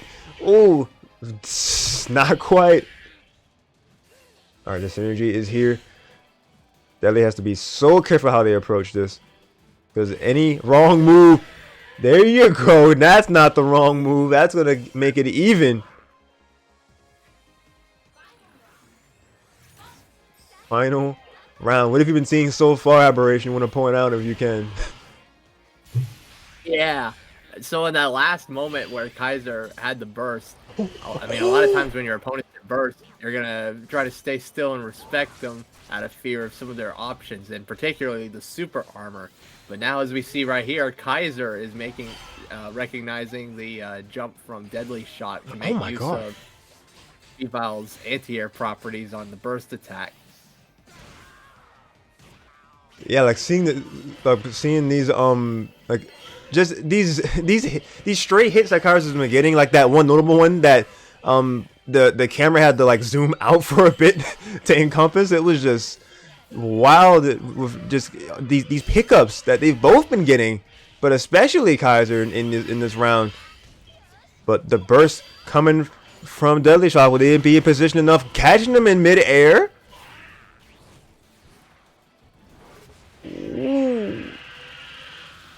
There's the Pokedex number once again. Taking a little bit over half their HP from that interaction. And staying alive thanks to Burst, I'm fairly certain.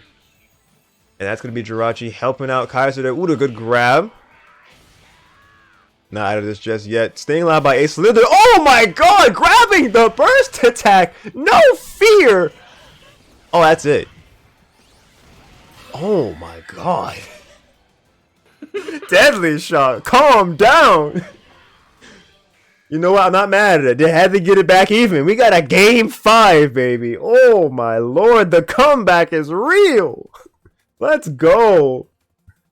That was really smart what DeadlyShoc did there, staggering the pressure, waiting for the taunt to come out. We've seen DeadlyShoc, or we've seen Kaiser pop that taunt a few times during pressure strings, and DeadlyShoc was anticipating that Kaiser would pop the taunt once again on reaction to kind of walking up with the pressure, but instead of going immediately into a string, he waited and staggered and recognized the whiff taunt to get that nice conversion at the wall. Yeah, what a conversion it was. My god. And then DeadlyShoc in the chat, they're like, yeah, got it. There's the little emoticon. Alright, here we go. Game 5. This could spell one of two outcomes. This could be Kaiser taking their first RTG win, I think. Or it could be DeadlyShoc causing a bracket reset. Yeah, Tapu in the chat saying reset incoming. It is definitely possible with Deadly's been playing, my god. But here we go. Game 5, baby. Grand Finals is upon us in its truest form. The possible final game of a set. Well, I mean, it's the final game of a set regardless, the way you look at it. Reset or not. Oh, good on that counter. Kaiser.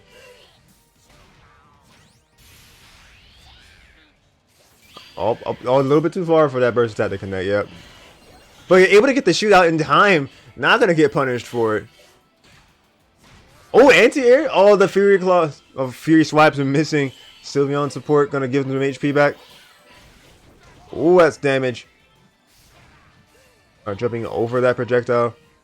Kaiser readjusting themselves in the middle, but anti-airing them once again. Ooh, the low profile hit. Oh, the taunt. Yeah, the taunt was downfall.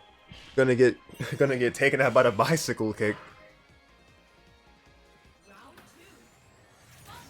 All right, round number 2, starting off immediately with the Jirachi. Ooh, good counter from Kaiser. Ooh, no, going the wrong direction with that anti-air that time. There you go, facing the right direction there, and gonna get a nice string out of it. Taking some of that burst meter with them. That shield damage is getting larger. Ooh, oh, very good answer from the corner from DeadlyShoc. Being in burst, they were able to armor through the light hits. Kaiser was able to win out that dual phase. Oh my god, camera, what are you doing? It couldn't encompass the hype. The Brave Bird was looking small from that camera angle. Alright, Kaiser is yeah, a significant HP lead, and with burst they could take this round into the burst attack combo. I do believe that spells the round for Weavile. KO. Light armor, yes. Alright, final round. This is the moment. Final round in game 5. Who is going to take it? Who is going to be making an upset tonight? Kaiser's making a case for it with this string. Alright, counter not going to hit. Catching the jump. Very good read on Kaiser's part. Alright, the Fury swipes. Pushing him into the field phase. That HP is looking mighty low. Sylveon's coming to the rescue. Alright, and burst is there too. Gonna use it immediately. Running into the homing attack. Unfortunate for DeadlyShoc. Kaiser going into their burst as well. Not wanting to take any chances. Deadly's gonna have to do a good bit of reads to get into this. Burst attack not gonna be the one that he needs.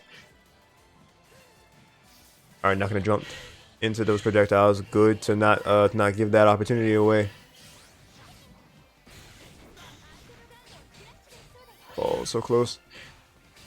His HP just being chipped away slowly but surely. That shield, it's gone! That's Kaiser's chance to go buck wild! Oh, it's the last string. Not yet! Ooh, blocking that last part of the ice punch. Not letting up at all! The counter? That's the game! Woo! That was... yeah, unrelenting. What do you do? So, yeah, that's one of the things I was going to talk about here is consistently Kaiser was recognizing DeadlyShoc's lack of knowledge of, like, the gaps in Kaiser's 5YY strings. And also, like, for example, whenever he would do 5X into the Fury swipes, that's not a true string. You can armor through that. And then for the fake out follow-up during the agility while he's charging up the fake out. Fake out is what's referred to as a special mid, meaning you can beat it with a move, or means you can beat it with a move that either that beats out like highs or mid highs, or beats lows or mid lows. So you can use like an anti-air or like a low crush move. Either one will go over it if it has the invuln frames to do so. But we did see a time or two where DeadlyShoc jumped out of the string, and he was able to escape the fake out that way.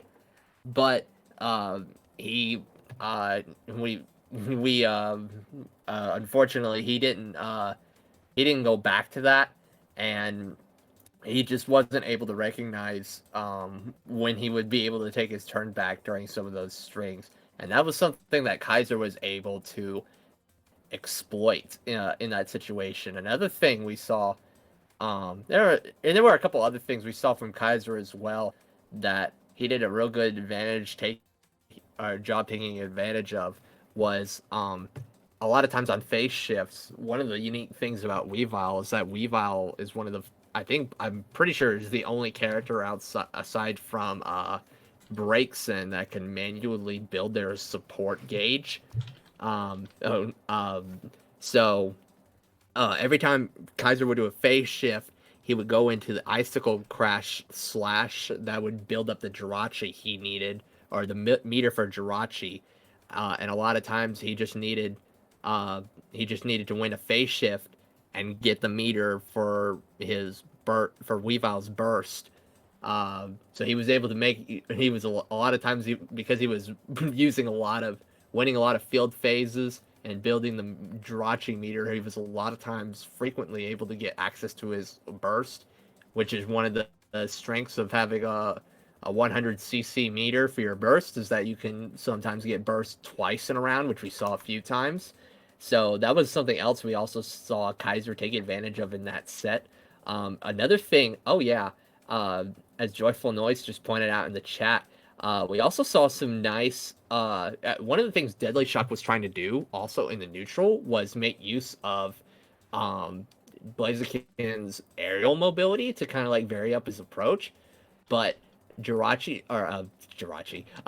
Kaiser waited a bit for for for DeadlyShoc to come down, and then waited with the anti-air, and then once he got the anti-air, got the anti-air reactions, he used the conversions into 6Y, which give Weavile a lot of corner carry off of that anti-air juggle, and uh, put DeadlyShoc into the corner, allowing Kaiser to like continue that momentum.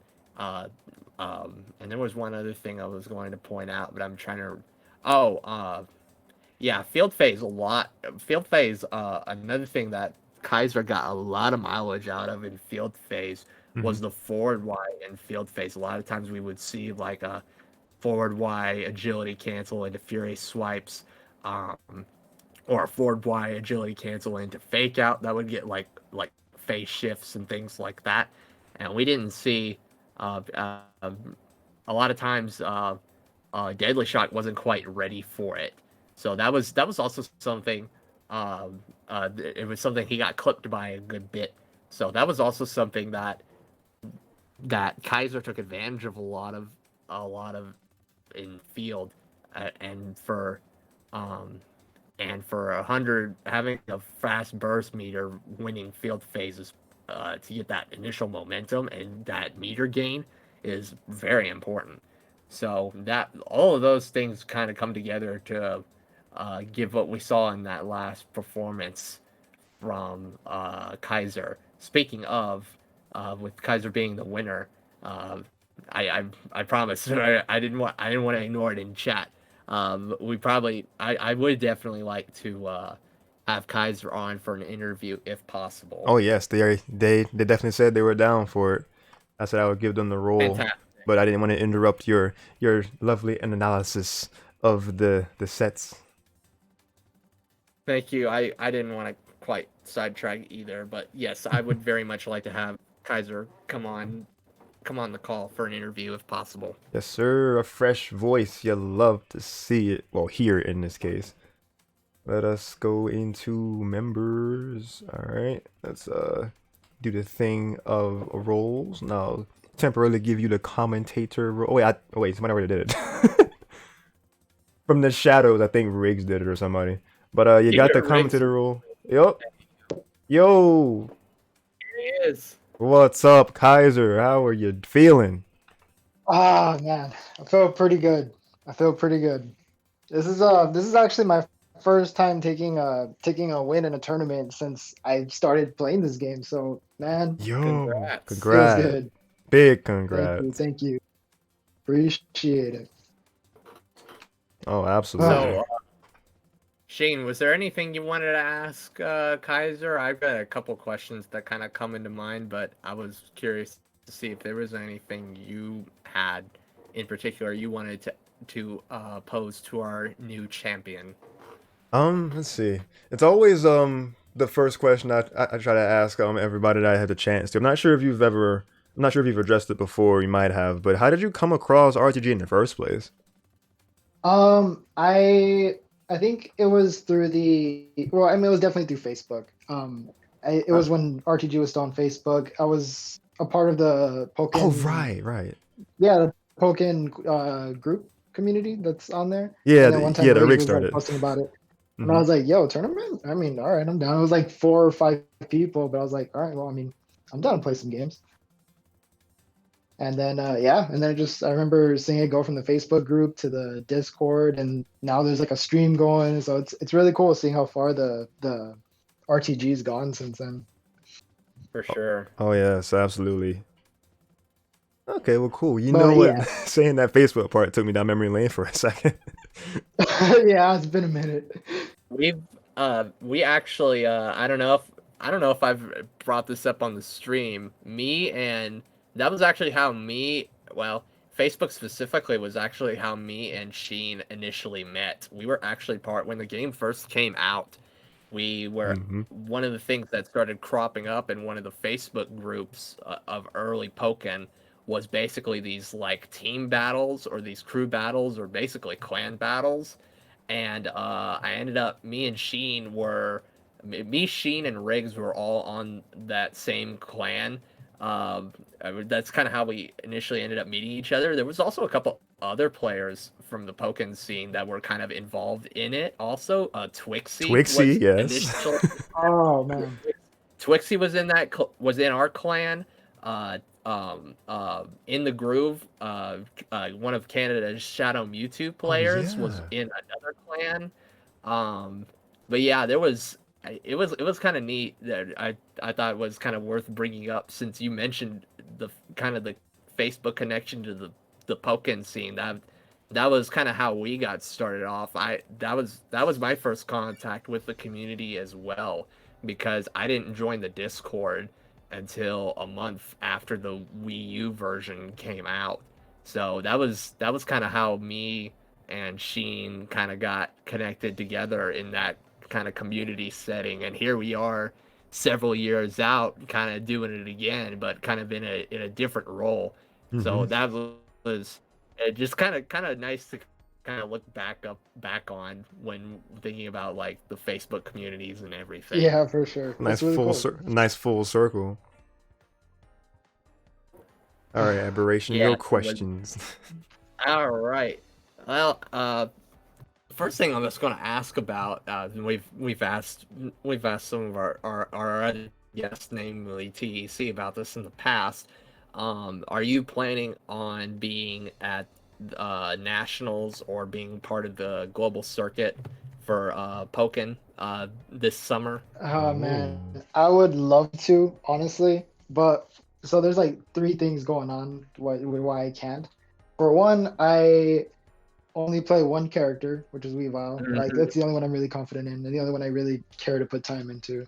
Three, I mean, two is like they're doing 3v3s, yeah, obviously, so I can't Right. do that. And then three, I Hmm. play Pokemon with an arcade stick, so Oh yeah. I could, Oh. yeah, I've literally never touched a Hori pad. Well, okay, well, I've never played on a Hori pad before. Um, so I would be, That's cool. I mean, I would love to go just to like show up for the numbers and stuff, but I don't know. It seems like a big investment to know that I'm not going to be performing well anyway. Yeah, I totally understand that. I'm aware that, that's been a turnoff for some other people too, like the controller issue. If you don't know Sheen, Hmm. the Pokemon Company, the rules of the tournament specifically state you have to use a Hori pad. You can't use like any other kind of controller when you What? go to play the tournament. Yeah, so and that's mainly because the Pokemon Company has a contract with, or they have because they basically want to sell more Hori pads. Of course. For their game because the controller is made specifically for that game. Hmm. So I guess if they wanted to get some more of those sales and kind of promote that. But yeah, so some other players who play on like arcade or like arcade sticks or use some kind of other Nintendo Switch controller have not been able to play because of that, and I know that's been an issue in the past, so I can kind of understand that. And then you mentioned the 3v3 issue, which of course has been a long running issue in the Mm-mm. Pokken community since the Pokemon Company first introduced it. And TEC kind of, since he's known to be a character loyalist with Scizor, has expressed that same concern to us in the last in a recent interview as well. But speaking of, uh, he actually put out. I don't know if you saw this, Sheen. He actually Oh, put out a tweet about 4 hours ago saying, I "quote didn't. Okay, theoretically speaking, if I do go to nationals, I do have an actual plan in mind for 3v3. We'll see if anything comes of it, though." So it looks like he does have a three. He might have a 3v3 team he's going for, but as you said, as you said, Kaiser, that's kind of not like the ideal. This is kind of something that TEC's, if he does go through with it, it's kind of something he's being forced to do because like he's told us in previous interviews, he plays this game for Scizor, like first and foremost, because he loves the character so much, and which is what's really driven him to spend so much time on that character. So I totally understand kind of that concern. Um, let's see. Speaking of your character though, with Weavile, um, if there's, and I've asked this to TEC as well. I kind of have an idea in mind, but I don't know how valid this concern is. Maybe um, based on my limited knowledge of the character. But I'll kind of see what your response is to this question. All right. Being Yeah, man, hit me. so, That's cool. so if you were to change one thing about Weavile as a character, what would it be? Like, would you, uh, what adjustment would you make to Weavile's current move set if you could? Literally, so the thing with me is that I guess I've come to terms with like all of my characters' flaws. Like at this point, I know the game's not Game Pass or whatever. So when I picked up this character, Right. I was like, man, this situation is kind of tough. Or, this move could use a little more range. But I mean, it's my character, so gotta roll with it. But the only thing that really comes to mind is like the grab range. But I know that if his grab range was any bigger, well, I mean, I don't know this for sure. Like, I know it's like the meme that his grab range is not great, but also I feel like his pressure would be a little bit harder to deal with if you couldn't like react to certain things. So I don't know. That's the only thing that comes to mind, like to extend his grab range. But I also like I don't care for it that much. It's just kind Yeah, of like it's like at this point I've chosen to bear that cross, if you will. yeah, yeah, that makes sense. That's kind of one of the biggest gripes that I know a lot of Weavile players have had with the character is the limited grab range. Although I can kind of see what the Pokemon what Bandai was kind of going for with that in mind because Weavile it, probably has to do with the fact that he has the highest mobility in the game.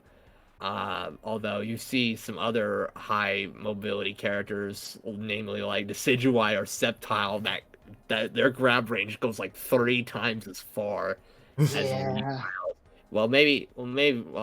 I guess you could add. Well, I guess you could also add that those characters don't have the aerial.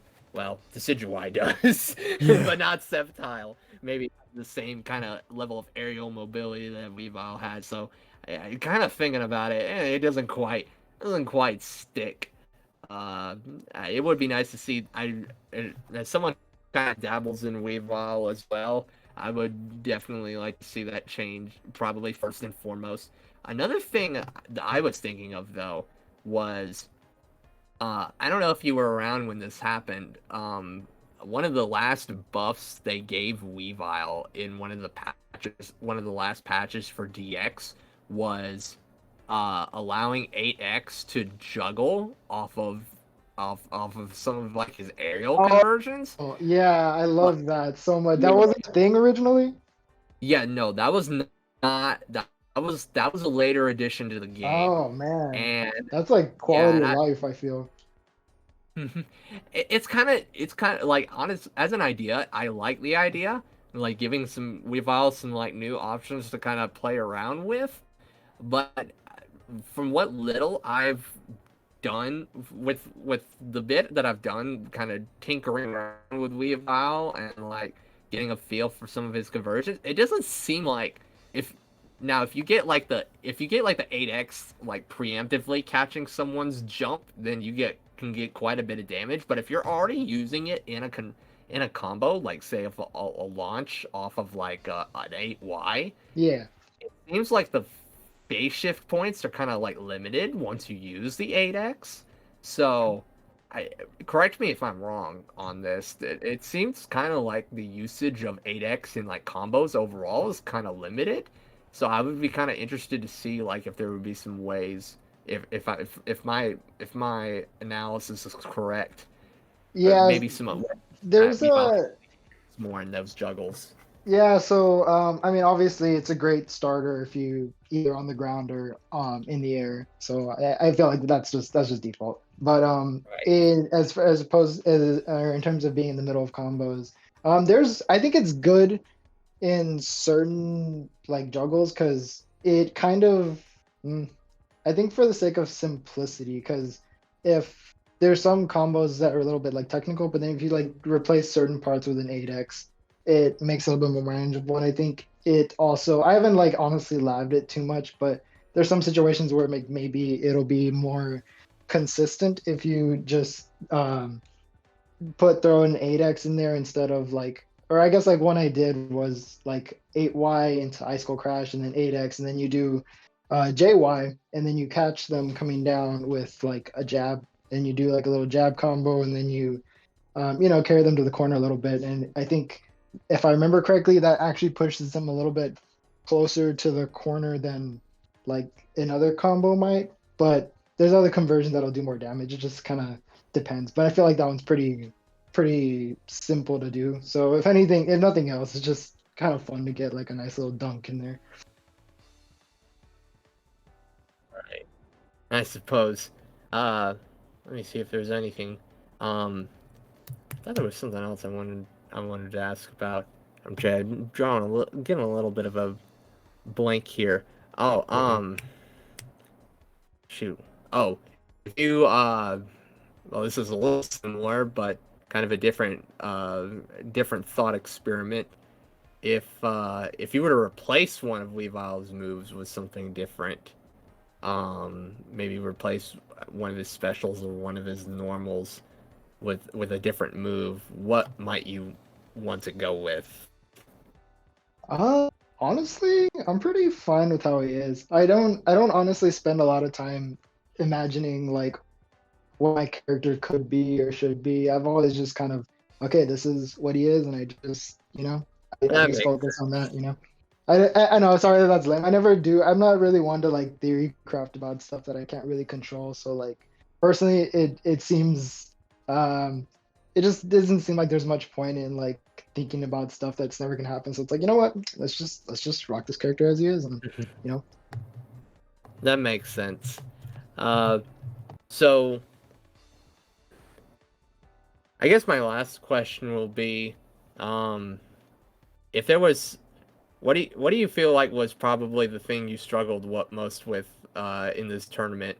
Maybe something we didn't. There might have not been something we saw on the stream, or maybe just something you've kind of come across recently in other matches you've played that you might be trying to lab out or look forward to, like going into some of these future events.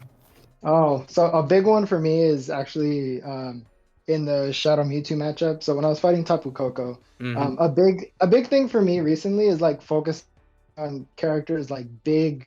I don't want to say, well, yeah, they're like big openings. Like agility is such a good move. So in like the Chandelure matchup, obviously, like he can go through overheat, and I can do that on reaction, but I just have to be looking out for it. So I try to like really, really focus on the in Shadow Mewtwo. It's the vortex because that one I can react to as well. And then when I Mm-hmm. try to like tell myself, okay, that you really got to be looking out for that. They love pressuring with that.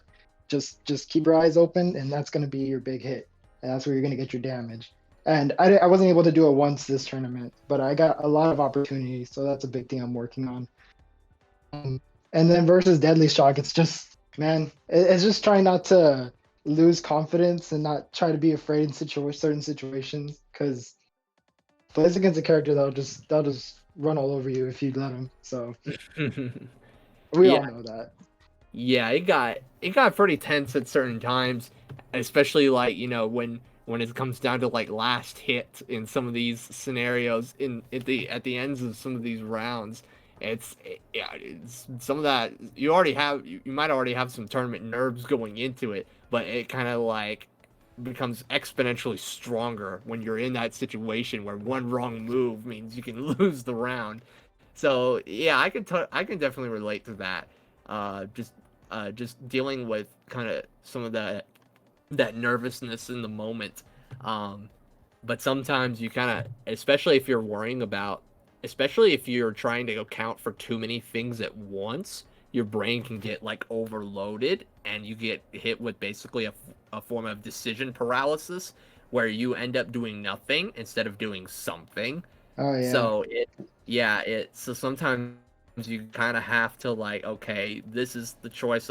I gotta do something here, and this is the decision that I think will this is the option I think will most likely work. So, and sometimes you just gotta commit to it. So I can totally, especially with me being a more defensive player, like sometimes I've been kind of messing around with Chandelure lately. Sometimes when I'm in the neutral, I'll be like, well, what if, or especially if I'm like after an air reset, and I'm not sure what my opponent's going to do, if they're gonna stay on the ground and like try to jump out of a hex because I've got a debuff on them, or if they'll anticipate I'll try to catch them with a 2Y and like go for a counterattack, and yeah, I'll just be in that moment. It's like, oh, but maybe better to just wait for them to see what they do instead of try to preemptively act. So just things like that, I totally get that kind of sentiment involved. Uh, but yeah, I think that's pretty much all I had on my end as far as the questions. Did you have anything else you wanted to add, Sheen? Um, the main very vanilla question I would just have is what drew you to using Weavile exclusively in the first place? Is it just like Pokemon attachment, or just a playstyle, or a mixture of both, uh, perhaps? I really like his tools. When I first started playing the game, I actually mained Garchomp. Garchomp was my boy, and I was like, Oh, this is my guy. I'm gonna run this character. I'm gonna be solid. But then I watched the Bad Intent video. I'm sure you guys have heard of Bad Intent, mhm. and he was doing like a Weavile guide, and the he did the 6x, the charge 6x into fake out block string, and I was like, that is so cool. And then I learned that Weavile has like 6 counter piercing moves, and I was like, Yeah, that's wild. that is so cool. I hate dealing with counters. This is awesome. So I just kind of started using him because partly because I don't know. I guess I like a character with that can move, and I also like a character that can like hit hard when he does, you know. And having like just so many counter piercers, it was like really cool to me also because when I first started playing this game, I was like, man, counters are so broken. Whatever, whatever. You guess wrong. Whatever, whatever. But then now I rarely have to. I mean, I still have to deal with it, but um, obviously, just spamming counter pierces all the time isn't gonna work. But that's what drew me to the character originally, and then the more I dug into him, the more I just loved him even more. But it's less of a like I love this Pokemon, I love this character. It's more of just like I like this character's tools, you know?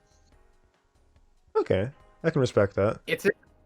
It's interesting you say that about the counters because I had a similar issue from the opposite perspective. You with Weavile, you kind of like got attracted to like the counter pierce options he has on offense, whereas with me, it was actually an issue of dealing with counter attacks and neutral on defense.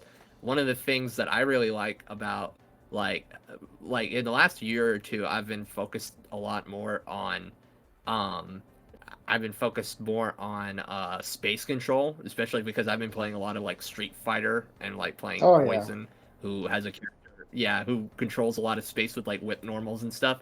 And I tried to like execute some similar game plans with Mewtwo, where I would use like J instant air dash jump Y to like control space, and like it has a lot of pushback on block and stuff. And if they get hit, I can get into a nice little conversion with the 6YY on the ground for some decent damage.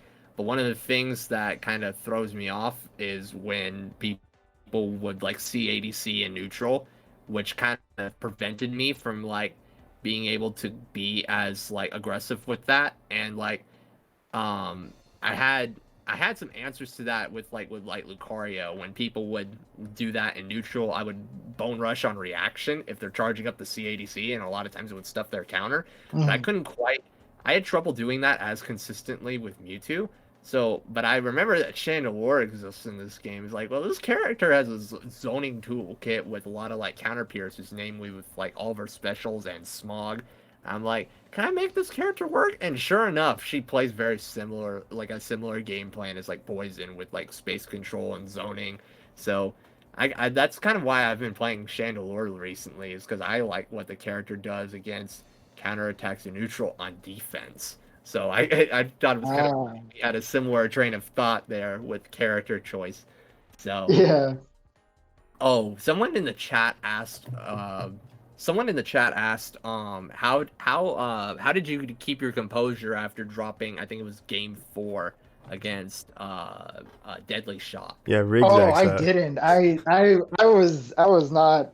I had to like actually like take a deep breath after that because that game was so much in my favor, and that was actually one of the situations I was talking about where it's like I just kind of let him do his thing and just respected him too much, and yeah, it was. I actually didn't keep my composure for a second. I had to like, I lost it for a bit because I was like I could have won the tournament, whatever, whatever. And then I was like, okay, all right, calm down. You being mad isn't gonna help.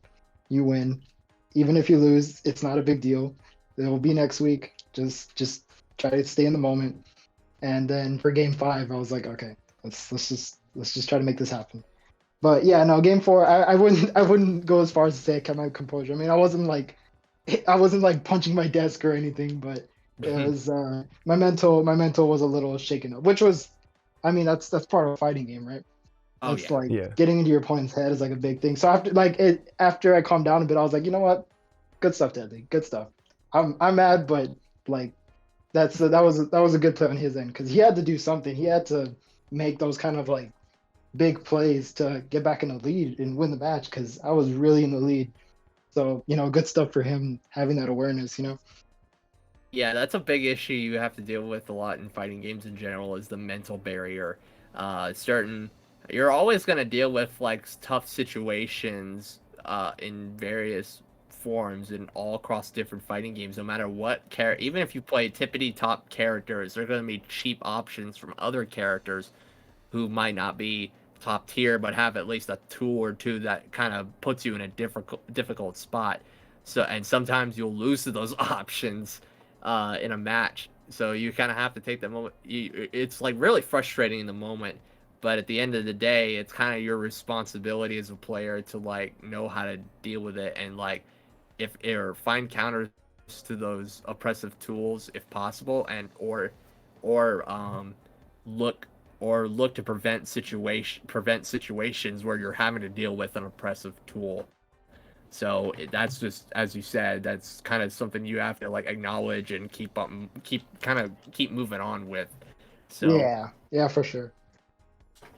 yeah, That's a good question though. That was a very memorable moment for me in the tournament. So I kind of appreciate that question. But yeah, like I said, I wouldn't say I necessarily kept my composure for a minute there, but um, I guess the way I calmed down was um, just trying to get back in the moment, being like, okay, that happened. It is what it is. That's not this match. This match can be anything. So just try to make it happen here. for sure. Yeah, that's super pivotal. Just being able to like know that you are upset in the moment and you're like, yeah, okay, just step back, take a second, and say, because especially with this, like with because the biggest thing in winning is I mean, yeah, like you win, it's the right of saying, yeah, I won this tournament, but it's not worth losing your temper over. So it was good that you were able to reevaluate your mindset and get right back into the game, and here we are in Yeah. you're in the champion seat and you're in the booth, and we're talking about a said win in an Oh yeah. interview English. All right. I Well, think is there any more questions you guys got for me? that's all I got. I think, yeah, that's pretty much it from my end. Do you have anything else to add, Sheen? I do actually, but I also wanted to point out Aldrake just being sad in the chat. It was like, Kaiser, I could have showed you the way with Garchomp, bro. Oh man, that would have been solid. But maybe if I ever pick up 3v3, Garchomp will definitely be on my team, and that'll be the time. Ooh, let's go. And then all you need would be one more, and then the possibility of 3v3 is on the table. Ooh, very true. And then Riggs was adding compete mentally isn't for everyone. It's definitely not for everyone. It takes good good heads on shoulders when you're dealing with fighting games of any kind, or in my case, a Mario Strikers game that causes stress. No, yeah, for sure. I think it's also good to like recognize when, like maybe the mental aspect of like fighting games isn't for you, and like to know maybe I should take a step back for a week or even put the game down. I'm not saying anybody should. I just like maybe some people like if it's a little much for them to understand that maybe it's just not your thing.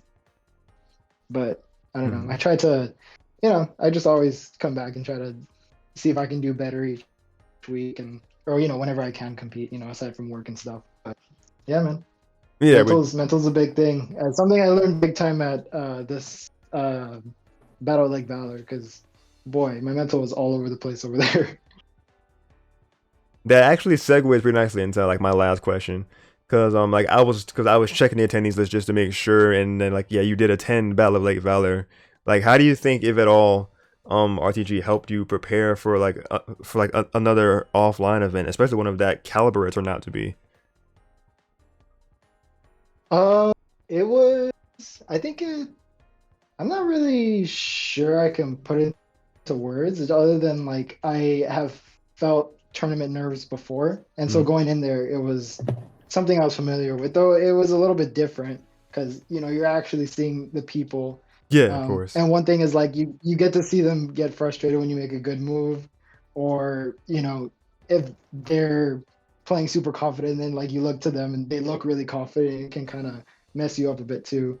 So it's a little bit different, but it was like at the end of the day, the feelings I felt over there were a lot of things that like I felt already. So it wasn't like I was freaking out too much, at least not after my first set. My first set I was freaking out a bit, but after that, I was kind of getting into the zone the best I could. And yeah, and then if anything else, I was able to take the losses better too, because it's like, well, it's just like every other tournament. I'm still alive. I came out the other side. There'll be another chance. Mm-hmm. Versus like maybe that'd be my first tournament and being like super salty or whatever. Yeah, it's definitely good to look at it and say that like even like if you don't do the best, then just look at it and say well, if there's like if there's a VOD to watch, especially, you could look at that and say, okay, well, what did I get hit by, and why did I get hit by, and then I can look at that the next time and say, okay, we have to lab this, we have to make sure we know how to deal with this situation, this, that, and the third. So taking that approach instead of saying, oh, that was so dumb, it shouldn't have hit me, this game is trash, oh god, like like definitely don't go that route. And it's good that you seem to take the route of like just taking into account what happens and then just putting that energy into next time and doing better. Yes, sir. That's all we can do. All right. And like the thing of you saying about the looking at the opponent thing, like when you're in like in-person tournaments, that made me think about an analogy of like if you're running track, like you'll never really see the person looking to the sides like they will be laser focused in front of them, and they're like focusing on their own stride and stuff. I mean, unless you're Usain Bolt and then you're just having fun with it, you just look to the side and say, "Hey," just pointing at them. But like, no, usually you're looking straight ahead and just focused on your own game, and that's important. That's most likely why people take like their own, like they would have music in their ear so they can focus on that instead and not worry about the surrounding beside them or behind them. They're just focused on their music and the stream.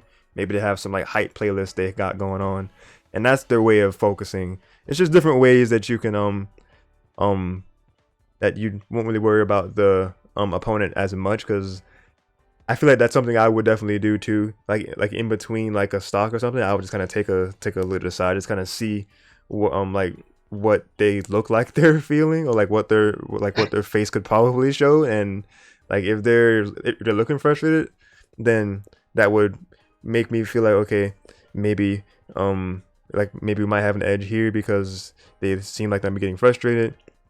But you shouldn't you shouldn't take that into account.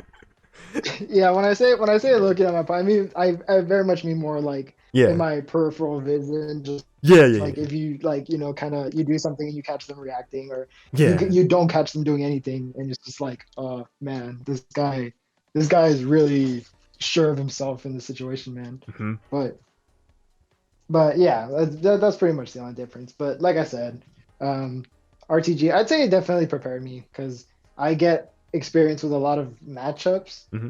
and that I'm not really like, obviously I wouldn't really be playing as often if it's either like that, like playing in tournaments, or like playing Krogunk all day against my brother. So, you know. Yeah. Okay, well, glad that RTG was able to help in at least that regard, for sure, keeping you playing, like keeping you on your toes with different matchups and just getting the tourney experience, translating that from online to offline. Any experience is good experience. So that was good that applied. For sure. Well, thank you so much for coming on and doing this interview with us, and congrats once again on your performance. Yes, sir. Yeah, thank y'all for having me. You're welcome. Very welcome. All right. Y'all have a good one. Take it easy. You too. You too. All right. All right. Is there anything else you wanted to add before we close out here, Sheen?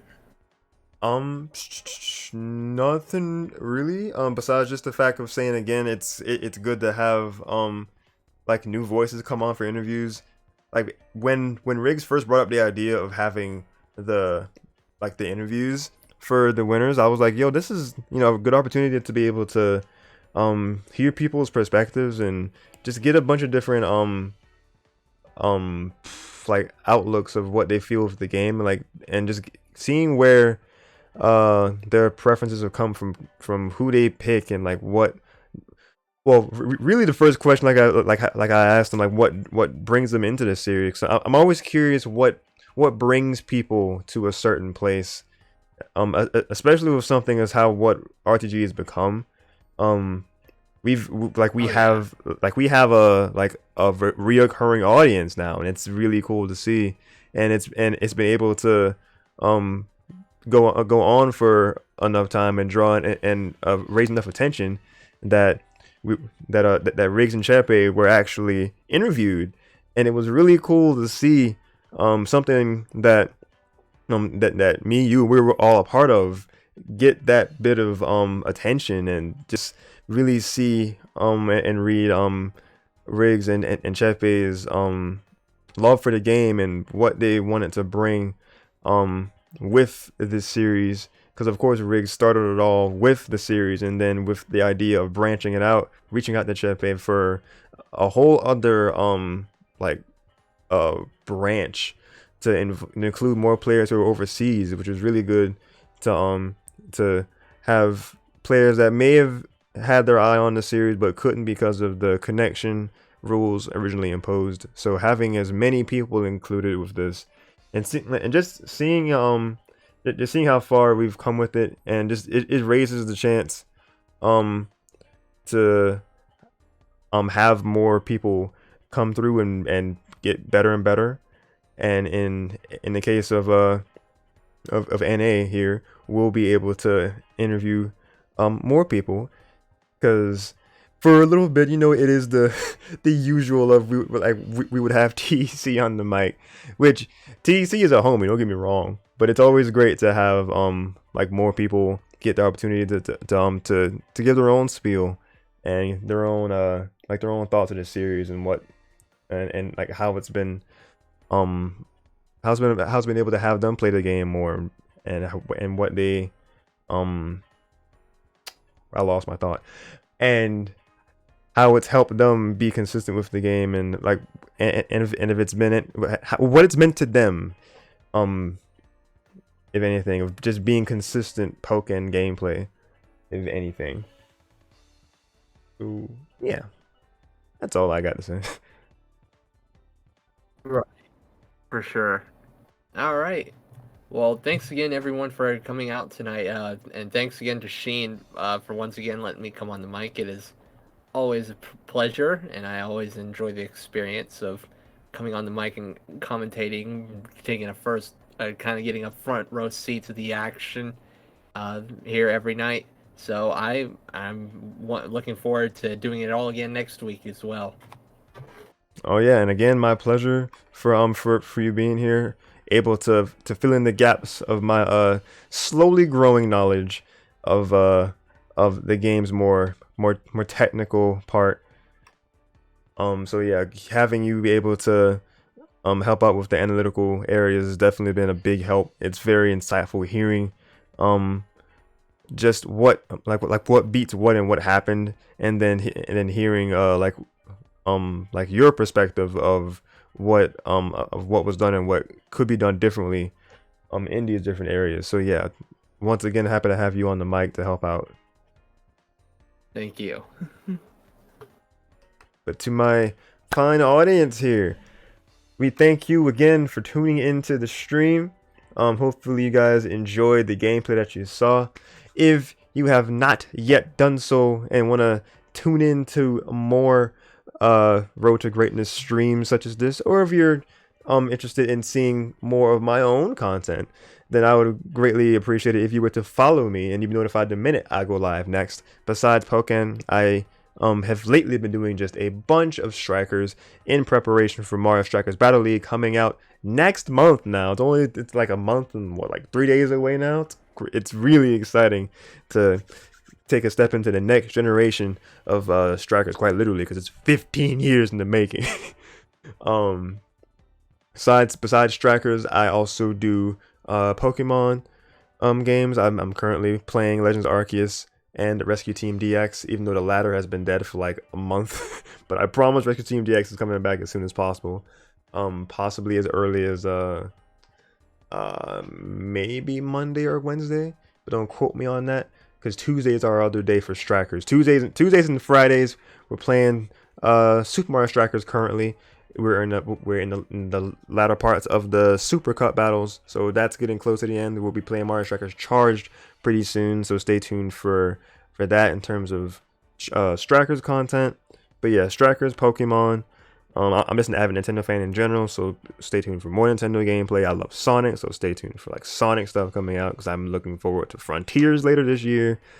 Just a whole lot to look forward to if you're interested in Nintendo, Sonic, etc. gameplay and other content. So this has been Darshin, aka Yoshin96, and I'm signing out for now, but definitely not forever. Have an amazing rest of your night or day, depending on where you are. Stay safe, please, in these times. God bless. Keep on gaming, and we're gonna find somebody to raid really fast. And just thank you guys again for watching, and thank you Aberration again for being on the mic. Thank you very much. All right, let's find a homie to raid. So with that said, I will see you guys next time.